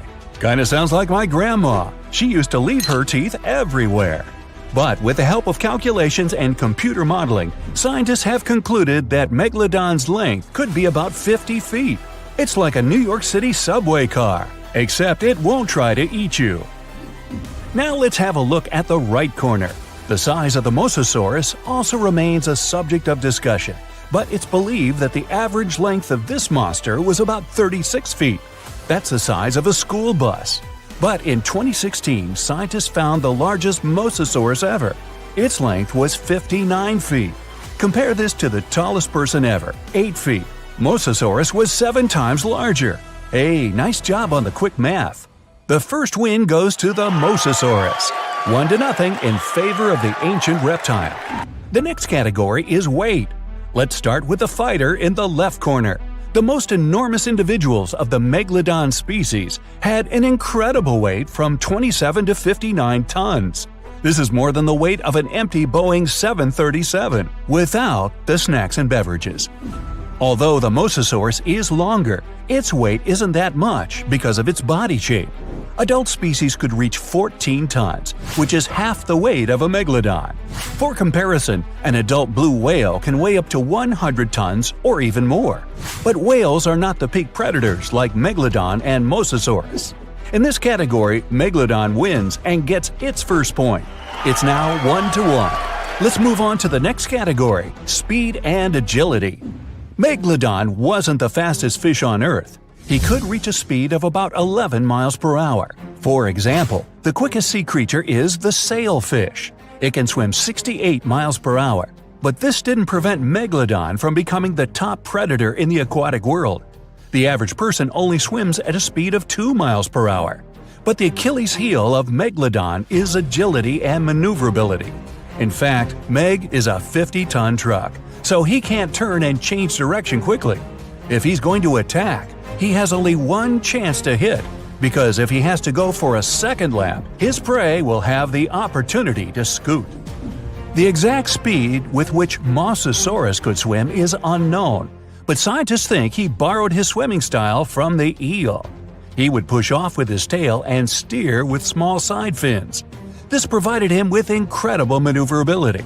In theory, this could help him jump out of the water, just like a scene from Jurassic World. But to know the exact speed with which Mosasaurus could swim, we need to find more remains of this ancient reptile. Right now, the point in the speed and maneuverability category goes to Megalodon. 2-1 in favor of the biggest shark of all time. Our next category is fighting instruments. First, we'll look at Megalodon's arsenal, his giant teeth. They were extremely sharp because of their triangular shape, and they reach 7 inches long. Megalodon's teeth are considered to be the largest that ever existed, and it had 250 of them. They were placed in 5 rows and could easily penetrate the thick skin of whales and other ancient creatures. In addition, the jaw itself was incredible. It was 6.5 feet wide. The average person could easily fit in there standing at full height. Boy, wouldn't that fall into the stupid selfie category. The muscle strength combined with the giant maw gave Megalodon one of the strongest bites on our planet. The primary tool of the Mosasaurus is the jaw. Its jaw held 40 to 50 sharp and massive teeth. They were conical in shape to penetrate even the thickest skin, like a knife through butter. And the jaw itself was similar to a snake's. So Mosasaurus was able to swallow colossal prey without even chewing. In some of the discovered remains of Mosasaurus, perfectly preserved remains of fish were found, and they were 3 feet long. The Mosasaurus head was a little over 2 feet long, and although this jaw wouldn't be enough to swallow Megalodon as a whole, it could bite off a pretty big piece of him, or even just rip off its tail. For this ultimate combat tool, the Mosasaurus gets the point. The score is tied 2-2. The last category is combat skills. Although Megalodon has a giant mass and sharp teeth, he reached the top of the food chain for another reason: intelligence. Scientists found many remains of whales with scars from Megalodon's teeth. These findings have helped to understand the hunting tactics of this giant shark. It turned out that Meg could find weaknesses in other marine creatures and knew where their vital organs were located. Other remains had many fractures. Apparently, the victim had experienced Megalodon's 50-ton ram. It could easily have broken through concrete walls. The whales didn't stand a chance. With the help of strategy and tactics, Megalodon could have handled prey much bigger than himself. He could attack the whale's tail and fins until he was completely immobilized. And then, when the victim was defenseless, well, like they say, dinner is served. Unlike sharks that love to ambush, Mosasauruses were quite aggressive. Scientists found many remains of the Mosasauruses with traces of teeth marks from their own species. Whether they fought for food or territory is unknown, but we know for sure that their fights were brutal.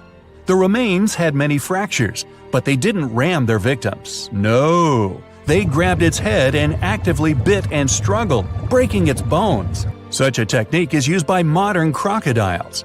Also, the Mosasauruses had excellent vision, which gave them a chance to see the victim from afar and attack unexpectedly. Before we move on to the fight, a bonus round: Audience Sympathy Prize.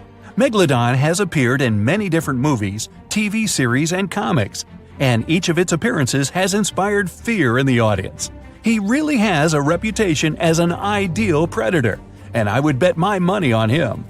Mosasaurus, on the other hand, doesn't have many appearances in popular culture, but the scene where he eats a great white shark in one bite surprised spectators around the world. So this dinosaur has the potential to become a star. This, of course, doesn't affect the outcome of the fight. Oh, there's the gong. Now we'll find out who will win this fight. Opponents meet in the waters off the coast of North America. Mosasaurus noticed Megalodon from far away and attacked first. However, his teeth are not big enough, and he barely hurts the Meg. Now, the giant shark is attacking the reptile. Mosasaurus is very agile, and he easily dodges the slow blows of the Megalodon. They break apart. It's time to change tactics, and Megalodon decides to go for a trick. Mosasaurus is a reptile, though a huge one. This means it breathes air and swims underwater only by holding its breath.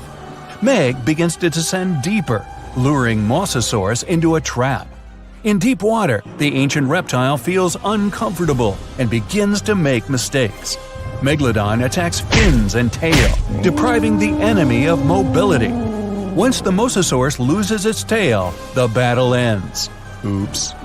Megalodon has again proved that he is the king of the seas, and he deservedly stands at the top of the food chain.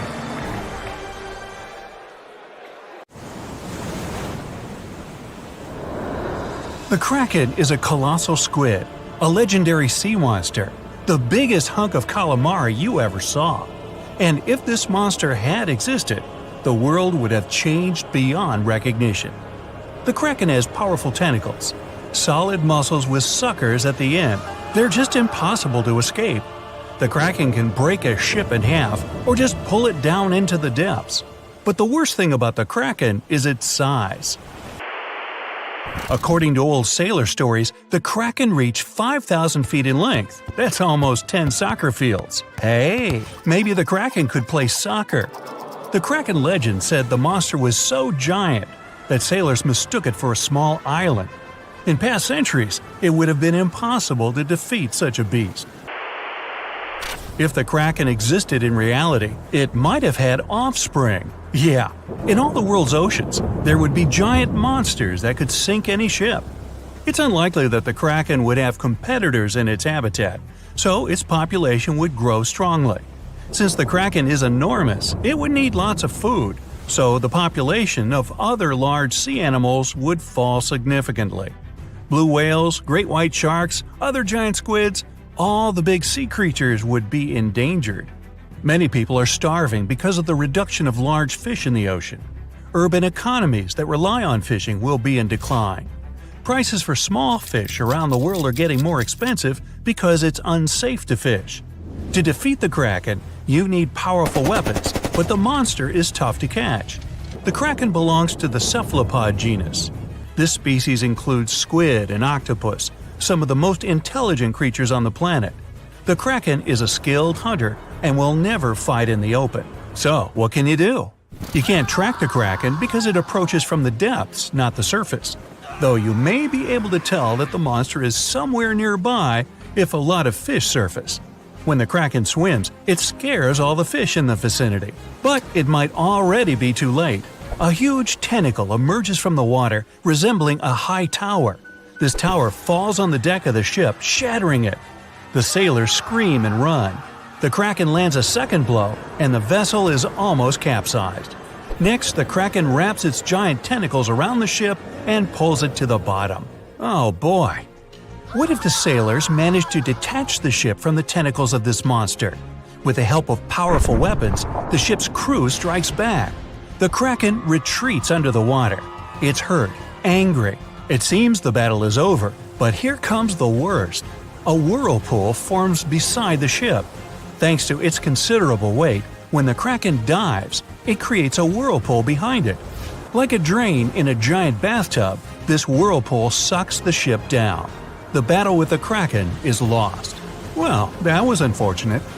You might be able to defeat the monster if you can anticipate its attack in advance. But the Kraken can see you and your ship before you can see it. Colossal squids live in deep waters, and they have the largest eyes among all animals. The squid's eye is the size of a dinner plate. Thanks to this, they can see their prey from far away. Similarly, a Kraken would spot the ship much sooner than sonar could pick up the Kraken. It would always have the drop on you. Well, that's not good. Around the world, cargo transportation by ship is declining. Airlines provide the only safe connection between the continents. This will increase air pollution. The most successful enemy of the Kraken is submarines. They travel at great depths and are equipped with powerful echolocators to help detect the Kraken in advance. Subs are well armed too, and the round metal body is not so easy to destroy. A single Kraken may be defeated by a submarine, but what if there are several sea monsters? 3 Kraken can wrap their tentacles around the submarine and drag it deeper into the water where the pressure will destroy their enemy. In other words, they'll have a crush on you.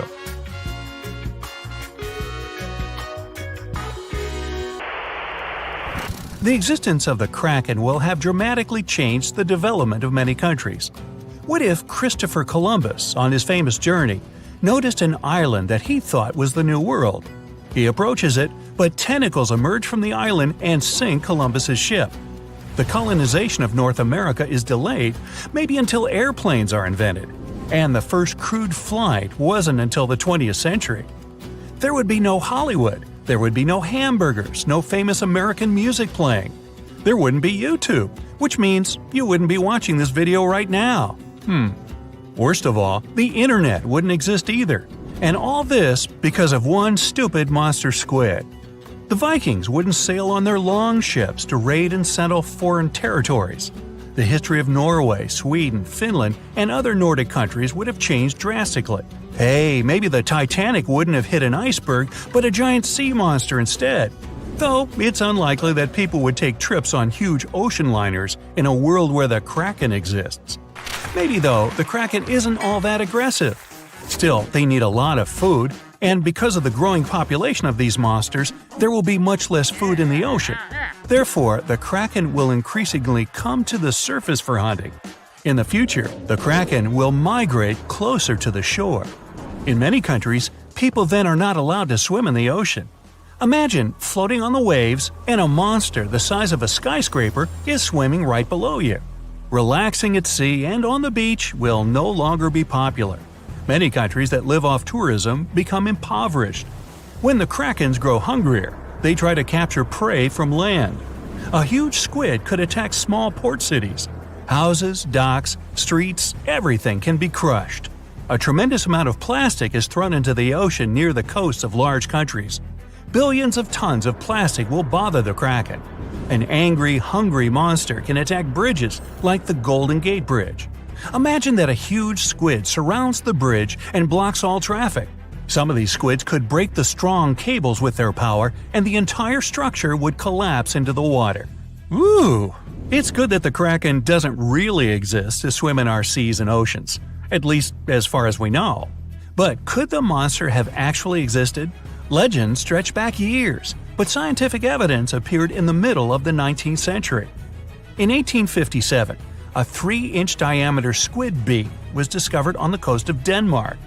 Other huge squid remains were found in the Bahamas, and then scientists were convinced that gigantic squids existed. While colossal squid has been officially discovered since then, it's been more than 100 years, and we still don't know what max size they can grow to.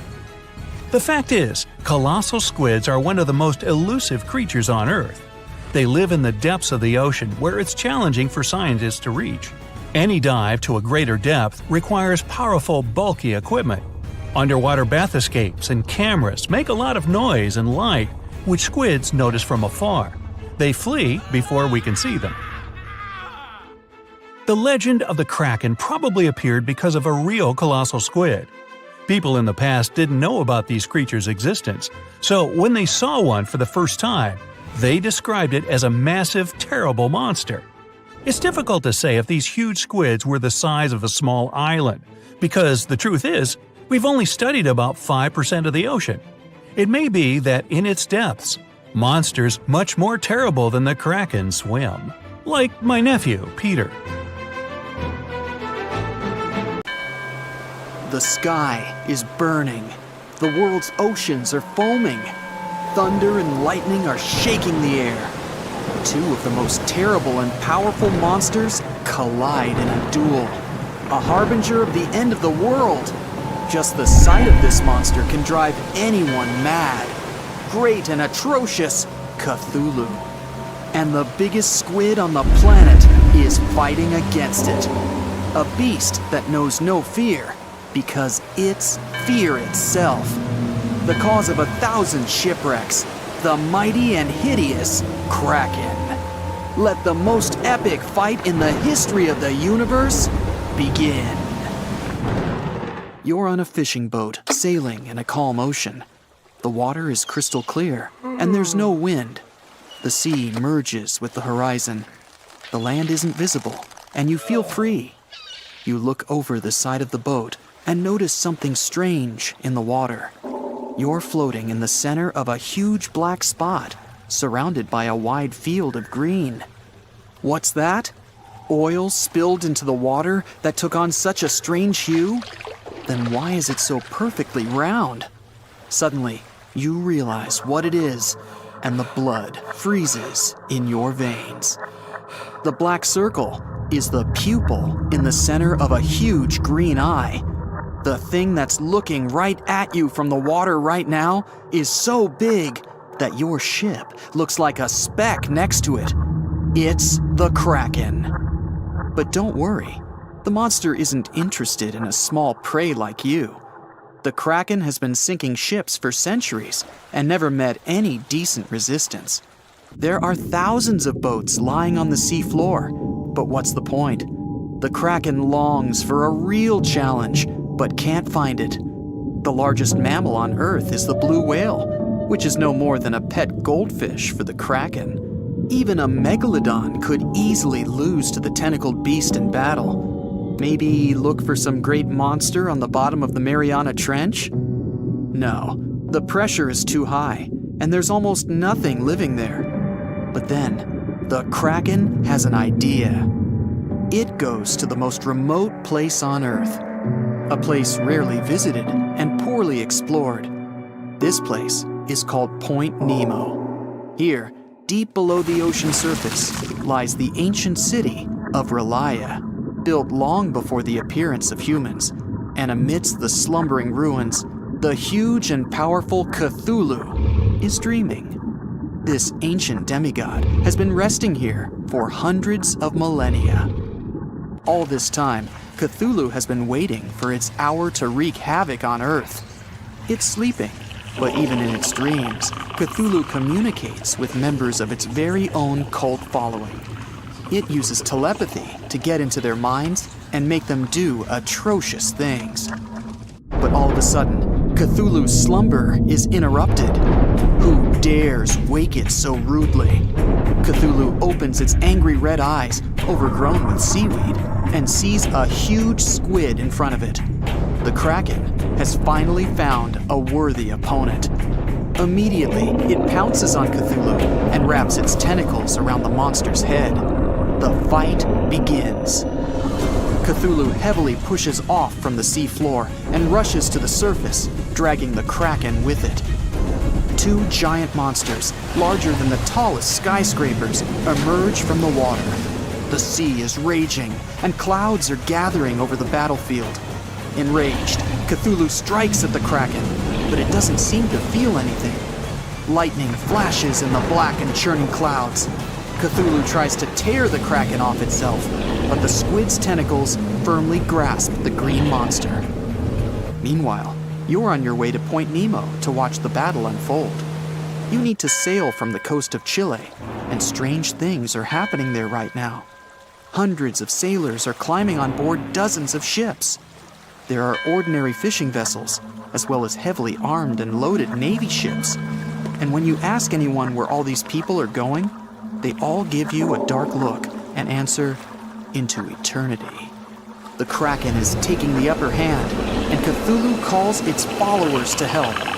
It hopes the ships will be able to help defeat the enemy, but it'll be 2 days before the first of them arrive from land. Cthulhu finally tears off the Kraken and throws it into the water. The squid attacks again, but Cthulhu grabs it by the tentacles and lifts it above its head. Lightning strikes the Kraken, but it's no more than a spark to the giant monster. At the same time, the entranced sailors stand on decks and look in the direction of the battlefield. At night, they fall asleep and see the same dream about the ancient city of Relaya. In the center of it, there's a twisted chapel, and inside, Cthulhu sits on its throne, calling its followers. Day and night and day, the monsters have been fighting each other with their last strength. And at last, tiny dots gather around them. The ships have arrived. They're ready to attack the Kraken, and Cthulhu gives them a mental order.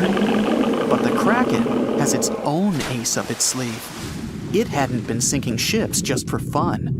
Very often, it saved thousands of marine creatures caught in fishing nets.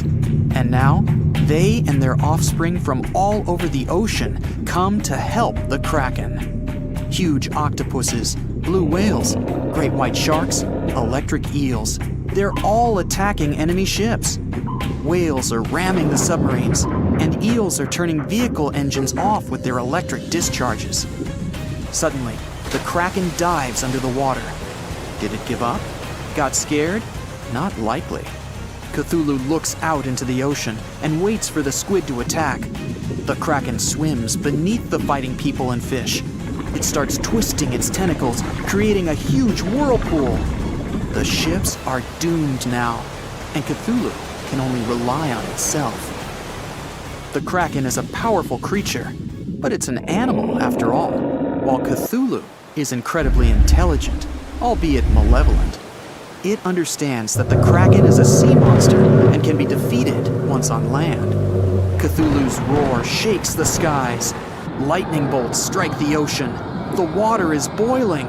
The ancient city of Relaya is rising from the bottom of the sea. The Kraken can't escape here. It needs water. The squid fights Cthulhu with the last of its strength, but without its element, it quickly loses. Cthulhu is victorious. Now, being woken, it's going to destroy the rest of the world, as was foretold. But the fight couldn't have gone unnoticed. Thanks to satellite data, the world already knows what's happened, and a plan has been devised to put down the ancient monster in case it wins. Fighter jets enter the scene and attack Cthulhu. The monster raises its arms to the sky. Clouds are gathering around it. An electric discharge sparkles in the clouds, and electricity disappears within a few hundred miles, including the electronics on board the jets. They're falling down into the water. There's no way to defeat the mythic beast. But what is it? Satellites are suddenly falling from the sky in dozens. Cthulhu didn't know that Point Nemo is the dumping ground for space debris. Since this is the farthest point from Earth, it's safe to drop idle satellites here. Right now, hundreds of them are falling on the ancient city and bombarding the monster. Disoriented by the sudden assault, Cthulhu retreats back underwater along with its city. Then and there, it decides to go back to sleep for another 1,000 years and wait for a perfect moment to ruin the world. Cthulhu's mind-controlling ability made all the witnesses of the battle forget what they saw. Humanity is again unaware of the dangers from the depths. Cthulhu doesn't want people to be ready for its awakening. If you enter these coordinates in the GPS, you'll see where Point Nemo is. In 1997, oceanographers recorded a mysterious sound from the depths of the sea. It was called the bloop and can be easily found on the internet. This event led many people to believe in the existence of Cthulhu. But the panic didn't last long. It turned out that the bloop was the sound of a glacier splitting. Or maybe it's Cthulhu that made people think that way. Who knows? You know how they say it's better to just hand over your wallet if you run into a mugger? Instead of surrendering their wallets, sea cucumbers choose to spit out some of their insides to fend off predators like crabs and fish. It's a natural defense mechanism for them, and they quickly grow those organs back in just a few days, thanks to special cells inside their bodies. It's not the only weird thing sea cucumbers do. They can actually breathe through their rear end. They have this thing called a respiratory tree that connects to their backside and sits right next to their intestines. So when they suck in water from their behind, it goes into that respiratory tree, letting them absorb oxygen directly into their fluids. Plus, sea cucumbers are the janitors of the ocean. They munch on whatever gets stuck in the sand on the ocean floor. Once they've eaten, they manage to clean out the sand, leaving it nice and tidy after they do their business. As for the clean sand, the stunning white sand beaches in Hawaii are actually a product of parrotfish number 2. These fish munch on algae from rocks and dead corals, and while they're chomping away, they also grind up the leftover bits of coral in their bellies. When they're done, they move their bowels, and voila! It all comes out as beautiful sand. Not only do they play a vital role in keeping the coral reef ecosystem healthy, but they can churn out hundreds of pounds of this white sand every year. Marine animals are seriously impressive when it comes to holding their breath. Just look at sperm whales and elephant seals. They can stay underwater for a mind-blowing 2 hours. Then there's a Cuvier's beaked whale, which holds the crazy record at almost 4 hours underwater. When you compare that to the human record of 24 minutes and 37 seconds held by pro diver Budimir Shobat, it seems pretty insignificant. But what's the marine animal's secret that helps them excel humans this much? Unlike us, these sea creatures have a ton of hemoglobin and myoglobin in their blood and muscles, allowing them to store way more oxygen. When their oxygen runs low, myoglobin steps up and releases even more. Plus, they can tolerate higher levels of CO2, so they don't feel the need to breathe as quickly. There's even a study that found their myoglobin molecules have a unique charge that keeps them from sticking together, which boosts oxygen storage. And on top of all that, they can slow down their heart rate and restrict blood flow to hang out underwater even longer. Rumor has it that about 540 million years ago, a meteor loaded with frozen octopus eggs smashed into Earth. Sounds like a delirium, but some scientists are entertaining a very questionable idea that octopuses and their cephalopod buddies, like squids and cuttlefish, might actually have some extraterrestrial origins. The thing is, cephalopods have extraordinary DNA that doesn't look like any other DNA on our planet. They've got around 33,000 protein-coding genes in their genome, which is way more than what we humans have.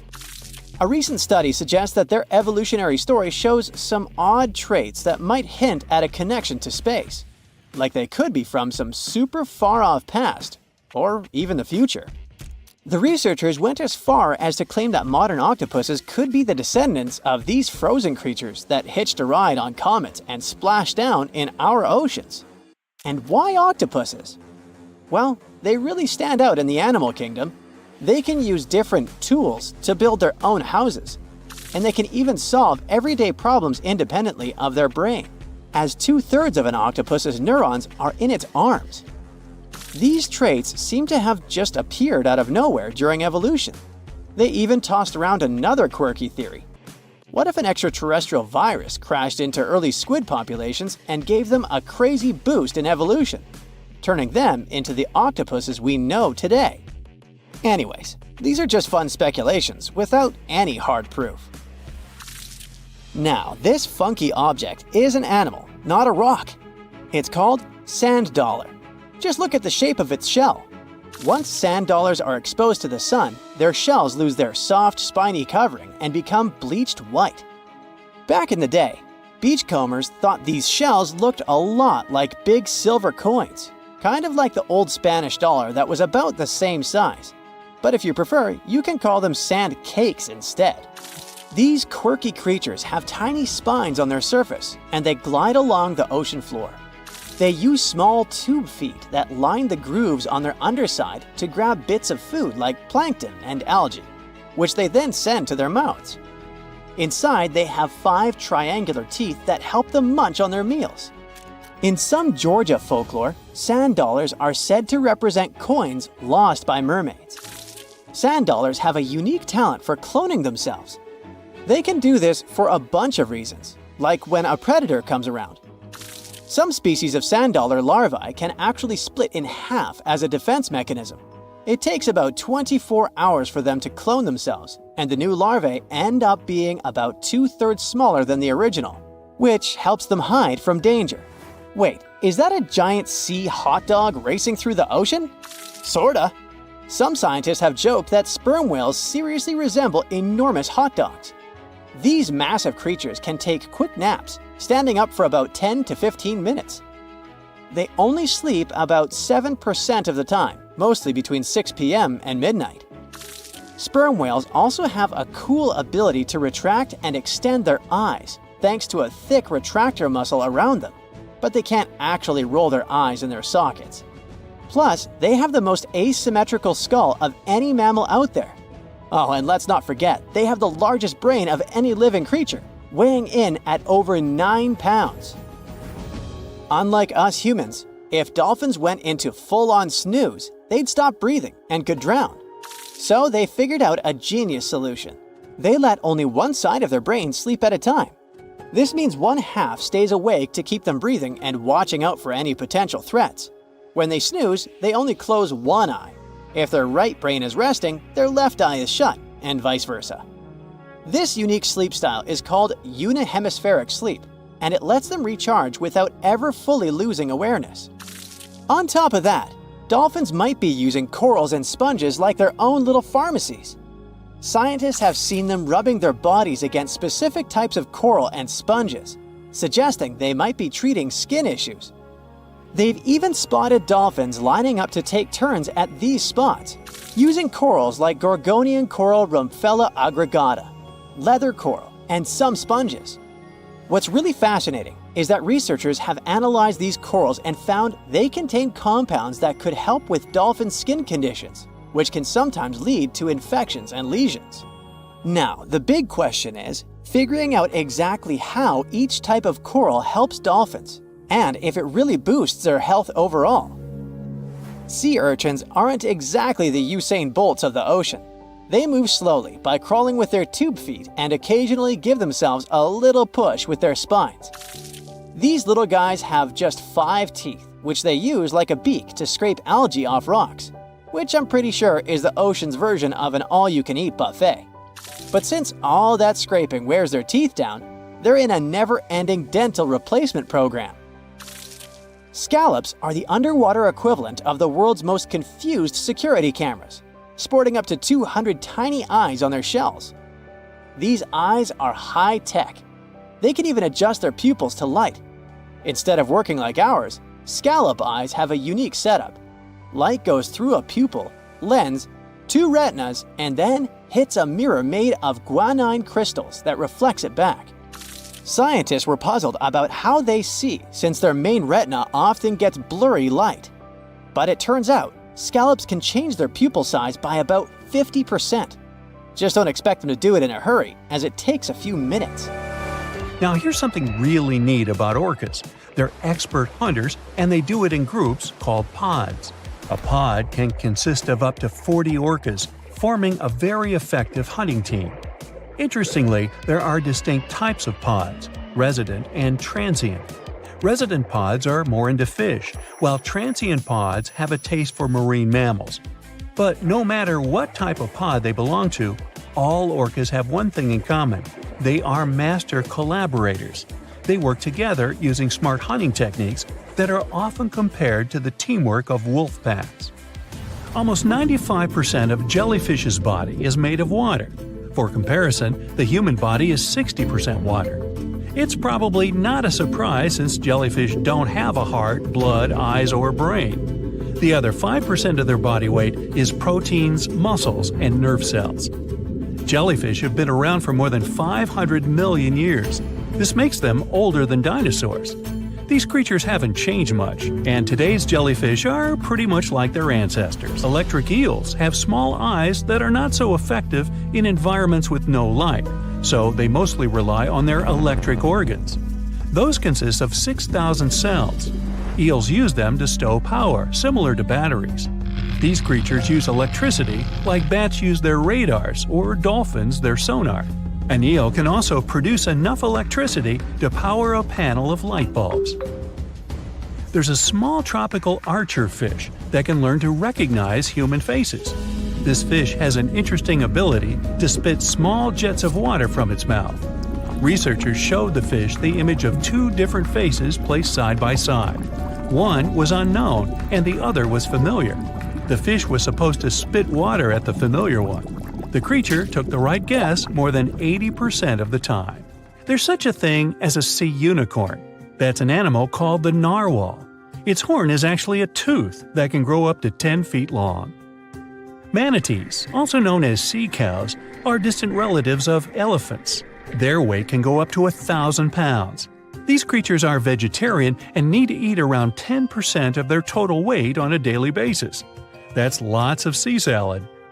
In some cases, manatees share space with alligators, but they get along pretty well. You can even find a photo from Florida where an alligator rides a manatee's back. Frogfish have special fins that help these creatures walk along the sand. They're very useful in shallow waters. A ghost pipefish is hard to see, but once you spot it, you're bound to get really surprised. Its head makes up over 40% of its body.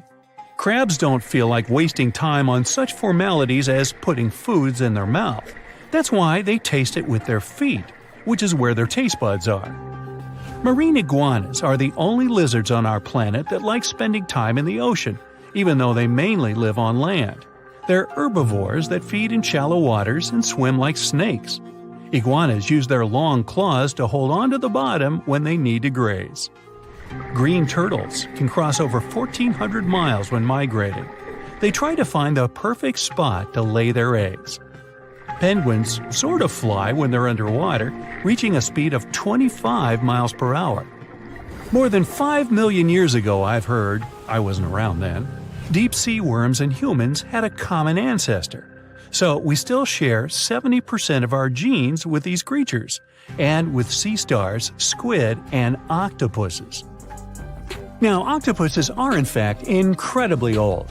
The oldest known fossil belongs to an animal that lived almost 300 million years ago. FYI, this is before our dinosaur buddies roamed the Earth. Wait, there's more! Octopus arms have a mind of their own. That's because 2/3 of their neurons lie in their arms, not in their heads. This means that their arms can problem solve how to open a shellfish, while their owner is worried about other stuff entirely. Talk about ninja-level multitasking. Oh, and like other animals, such as chimpanzees and dolphins, octopuses have proven to be good at maneuvering tools, like picking up old shells and using them as a temporary home. Now, of course, the most intelligent animals on our planet are humans, according to humans. But we don't seem to give pigs enough credit. Pigs are so smart they can play video games. No, not Minecraft. But in a recent academic study, scientists had 4 pigs play a joystick game. They had to manipulate the stick so that the moving ball would hit the wall and then they would get a treat. All 4 pigs did great in the test, which was surprising even to the scientists. Now, pigeons also aced an impressive test. They were trained to differentiate a Picasso painting from a Monet one, which they had no trouble learning. Then they were able to apply this knowledge, identifying works of art they had not previously seen, meaning they really understood the difference between each painter. Poor things are always seen as a nuisance. Now, if we placed kangaroos in an Animal's Most Amazing Ability contest, they'd win. It's mainly because they break the four-legged rule. A special species of kangaroo, the red kangaroo, uses its tail to help propel it forward. Now, visually, it has 4 limbs, but in practice, it uses 5. They're biologically built to use their tail as a 5th limb, since it's packed with articulated vertebrae and thick muscles. Of course, it had to be an Australian animal. Deep within the Sahara Desert, you'll find a little creature known as the fennec fox.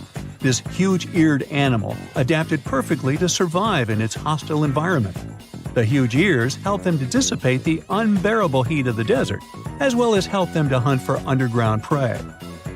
Now meet this guy. Unlike what its name might suggest, the red panda is closer to a raccoon than it is to a giant panda. You'll find a lot of these cat-sized creatures in the Himalayan region, hopping from tree to tree and bundled together trying to keep warm in the harsh weather. They're gentle and friendly like their big panda cousins, and occasionally enjoy eating some bamboo sticks. And then there are bees. Compared to humans, bees' brains are the size of pinheads, yet they are capable of astounding things. Let's say a bee is running low on energy after a long search flight. This bee desperately needs a drop of honey in order to continue flying, but smartly enough, she doesn't need to go back to the hive to recharge. She can ask a fellow beehive mate for a drop of honey directly from this other bee's stomach and continue flying. This type of decentralized system allows them to build highly effective societies, one that bees don't need to push to the queues in front of the honey cells, for example. Every year in the winter, great white sharks that live along the California coastline disappear. It feels as if they take a vacation for 30 to 40 days. The animals go to a point halfway between Hawaii and Mexico. They might do it to get some food, relax, or hang out with their buddies from other areas. The spot is now called the Whale Shark Cafe. Some types of sharks, like makos, whale sharks, or white sharks, breathe in a very specific way. It requires them to swim all the time. They also need to move quickly and with their mouth open. This way, the oxygen can enter and reach their gills. Sea sponges are some of the most primitive animals. They're immobile, don't have a mouth, eyes, bones, brain, heart, lungs, or any other organ whatsoever. And still, they're alive. There's such a thing as a sea unicorn. That's an animal called the narwhal. Its horn is actually a tooth that can grow up to 10 feet long. Manatees, also known as sea cows, are distant relatives of elephants. Their weight can go up to 1,000 pounds. These creatures are vegetarian and need to eat around 10% of their total weight on a daily basis. That's lots of sea salad. In some cases, manatees share space with alligators, but they get along pretty well. You can even find a photo from Florida where an alligator rides a manatee's back. Frogfish have special fins that help these creatures walk along the sand. They're very useful in shallow waters. A ghost pipefish is hard to see, but once you spot it, you're bound to get really surprised. Its head makes up over 40% of its body. Crabs don't feel like wasting time on such formalities as putting foods in their mouth. That's why they taste it with their feet, which is where their taste buds are. Marine iguanas are the only lizards on our planet that like spending time in the ocean, even though they mainly live on land. They're herbivores that feed in shallow waters and swim like snakes. There's something known as the orange cat behavior, and apparently it's not just a meme. So far, scientists have been able to understand that coat color is connected to a feline's gender. And since orange is an X chromosome, orange cats are usually males, like Garfield. The so-called orange cat behavior describes ginger cats as agents of chaos. Again, pretty much like Garfield. However, there haven't been any conclusive studies on whether coat color and cat behavior are truly linked. In terms of vision, mantis shrimps probably have the most psychedelic vision out of all animals. These funny-looking creatures have a whopping 16 varieties of photoreceptors, with 5 of them reserved for the ultraviolet or UV spectrum. Ultraviolet rays are really short wavelengths, which are invisible to humans. The thing science still doesn't understand is how exactly these mantis shrimp view the world around them. Sure, they can perceive a bunch of colors, but they can't necessarily distinguish all of these colors among themselves. It can be that they just see a lot of really vivid, really blurry colors, but we haven't figured out a way to check that out. Now, to say sloths are cute is an understatement. They may be one of the friendliest animals in the jungle, but there's more. If you look closely at their fur coat, you'll notice hints of green. These greeneries are actually tiny little algae that grow alongside sloths. They help sloths to camouflage better in the jungle, but they also nurture them. The little cracks inside a sloth's fur create the perfect environment for algae reproduction, and scientists have found species of algae that don't exist anywhere else in the world. They do get by with a little help from their friends. Deep within the Sahara Desert, you'll find a little creature known as the fennec fox. This huge-eared animal adapted perfectly to survive in its hostile environment. The huge ears help them to dissipate the unbearable heat of the desert, as well as help them to hunt for underground prey. Many terrifying animals live deep beyond the waves, like this vampire squid living 3,000 feet below the surface in almost complete darkness. This animal has a cloak, like a vampire's. That's why it's called the vampire squid. Deep down at the bottom, it can't use ink to defend itself. So this animal has developed an unusual tactic. It glows slightly to scare away predators.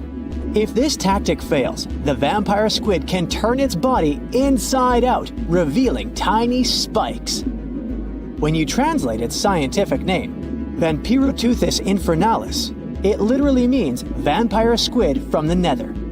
Despite its terrifying looks, it's a harmless ocean animal. This previous creature was not from space, but this object definitely is. Before Elon Musk found a way to reuse rockets, NASA would simply drop old ones after launching astronauts into space, most of the time in the ocean or deserts. In 2012, Jeff Bezos launched a mission to find the Apollo 11 rocket. They found it by using sonar, but it was in terrible condition. It was sitting on the bottom of the ocean, not far from the predicted site. They were able to rescue the engine and reconstruct 2 of them. The most famous lost city is Atlantis, but sadly, we still haven't discovered it. However, Heraklion was also just a myth until one British pilot saw something that looked like a city while flying over the Mediterranean Sea. He reported it, and 60 years later, a group of divers went there. They were shocked when they found an entire city underwater. It was loaded with artifacts that could tell us a lot about the history of the place.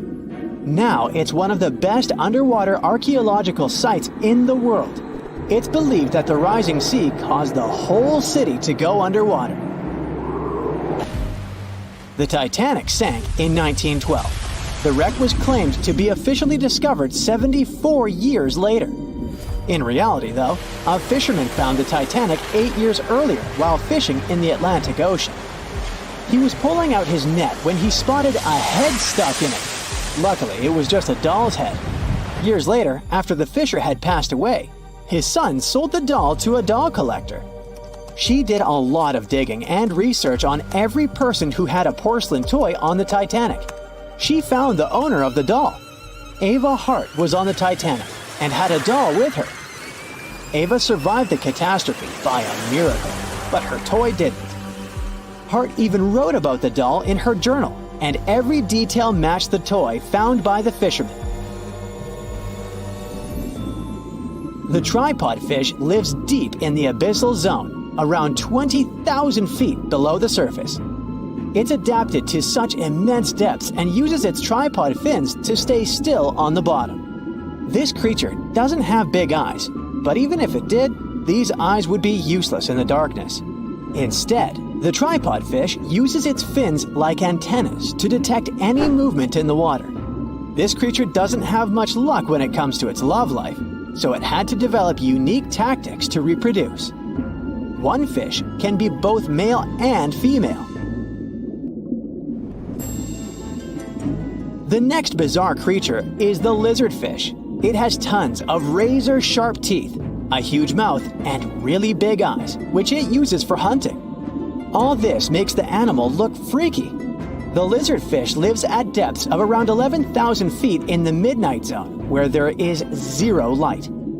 This freak of nature basically eats everything it can fit inside its mouth, from small fish to other lizardfish. On the other hand, when they see other reptile fish, they probably fall in love instead, because finding mates at those depths is not an easy task. Like the tripod fish, the lizardfish can be both male and female at the same time. When you think of a river, you usually picture it on land. Still, nature is quite unpredictable, and it created a river flowing under the ocean in California. It's running at a depth of around 2 miles. This river has everything that an ordinary river has: sunken logs, trees, and rocks. And despite its uniqueness, it's not the only one in the world. There are also others in the Amazon and Greenland. A terrifying creature was discovered near Angola's coast by a remote operating vehicle. It looks like it doesn't have a head or a body. It was sitting at a depth of around 4,350 feet below the surface. After doing research, scientists concluded it wasn't anything from a sci-fi movie. It was just a cluster of siphonophores stuck together. In 2015, some random guy was diving in Caesarea, and something shiny caught his eye. He reached out, grabbed it, and realized it was a gold coin. After that, he examined the bottom and found out that there were many more. He reported the incident to the local authorities, and they concluded that he had found Arabic treasure. The coins were made of solid 24-karat gold and were a few thousand years old, but due to the perfect salinity and temperature, they looked brand new. The coins belonged to a ship carrying cargo. It was caught up in a storm and unfortunately sank. One of the weirdest things ever discovered was found in the Baltic Sea. It's an anomaly that looks as if it was created by a different civilization. It was discovered by Swedish researchers, and they basically had no idea what it was. They had to ask tons of other scientists for their opinions. When you look at this formation from above, it's 200 feet long and looks exactly like a fallen spaceship. It's hard to believe that it's a natural formation. But, spoiler alert, it's totally made by nature because the Baltic Sea has gone through many erosions throughout history. Most likely, the bizarre formation is the result of these processes. A group of divers in Madagascar were shocked when they found this 7-foot monstrosity of a knife on the seafloor. The speculation started immediately, and many said that the knife was from some giants that had fought megalodons and lived on Earth thousands and thousands of years ago. That could make a nice story, but the knife is most likely a movie prop that was lost at sea. One of the ocean's most bizarre animals is the frilled shark. It's believed that this fish is the reason for all those sea serpent stories that sea explorers of the past wrote about. These animals live pretty deep in the ocean, but sometimes they can be seen in shallow waters. It's super rare, but possible. The frilled shark has a big mouth sporting around 300 teeth. It also has a long body that looks like a lizard's, and it is truly a unique species of shark. Its prey can be half of its size because this shark's stomach is like that of a snake, and it can swallow huge fish or crustaceans. Spotting a few worms in your garden is no big deal, but after seeing a 26-foot long one in the ocean, you will make your wetsuit a little wetter. This worm is super rare, and it's completely harmless to humans. It's actually not a giant worm. It's a cluster of zooids that are stuck together in a worm-shaped formation. They usually only eat plankton, bacteria, and other tiny things that can be found in the ocean. Probably the scariest thing in the ocean that is 100% real is the Magna Pinna, which can be found at crazy depths of 20,000 feet below the surface. This monster looks like an underwater Slender Man, but it's just a squid with really long tentacles that can reach a terrifying size of 8 feet.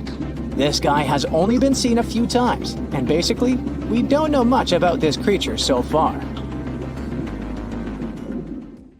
Wow, look at this cute little cookie cutter. At first glance, it looks like an oversized anchovy, but in reality, it's an undersized shark. This shark never grows bigger than 18 to 20 inches, but it doesn't make it less dangerous than its peers. They got their sweet cookie name because they have a unique feeding strategy. They bite off small chunks from much larger animals and get away with it. These little guys live deep down in the water column, making them quite mysterious and hard to study. We don't know exactly where they hang out, but they've been spotted all over the world, especially in tropical and temperate areas. The cookie cutter shark is a total parasite. It feeds off larger animals while keeping them alive. It uses its sharp upper teeth to latch onto the skin of bigger sharks, fish, or even marine mammals. Then, with its strong lower teeth, it scoops out a mouth-sized chunk of flesh or blubber. Ow! So watch out, because even big predators like bluefin tuna, great white sharks, and spinner dolphins can end up with scars from these little sharks. Now, there's one crazy story about a cookie cutter shark biting a person. Picture this: a long-distance athlete swimming between islands in Hawaii at night, surrounded by boats with bright lights attracting prey. Yep, that swimmer got a nasty bite on the calf, leaving a gnarly scar, but luckily no permanent damage. Lesson learned: don't mess with cookie cutter sharks during their feeding frenzy. To hunt like this, they have a well-equipped mouth. The mouth itself is like a short line that goes across, surrounded by these big fleshy lips that can suck stuff up. It's got a bunch of tooth rows in its jaws, like 30 to 37 in the top and 25 to 31 in the bottom, and they increase as it gets bigger. The upper teeth are small and narrow, standing up straight with a single smooth, pointy bit. The lower teeth, on the other hand, are way bigger and wider, almost like knives, and they interlock to make a saw-like cutting edge. Just like any other shark, cookie cutters lose their teeth throughout their lives. But here's where they're different: they swallow their lost teeth. Some scientists think they do this because they live in nutrient-poor deep waters and want to recycle important tooth-building materials, like calcium. That's a brand new approach to diet supplements, huh?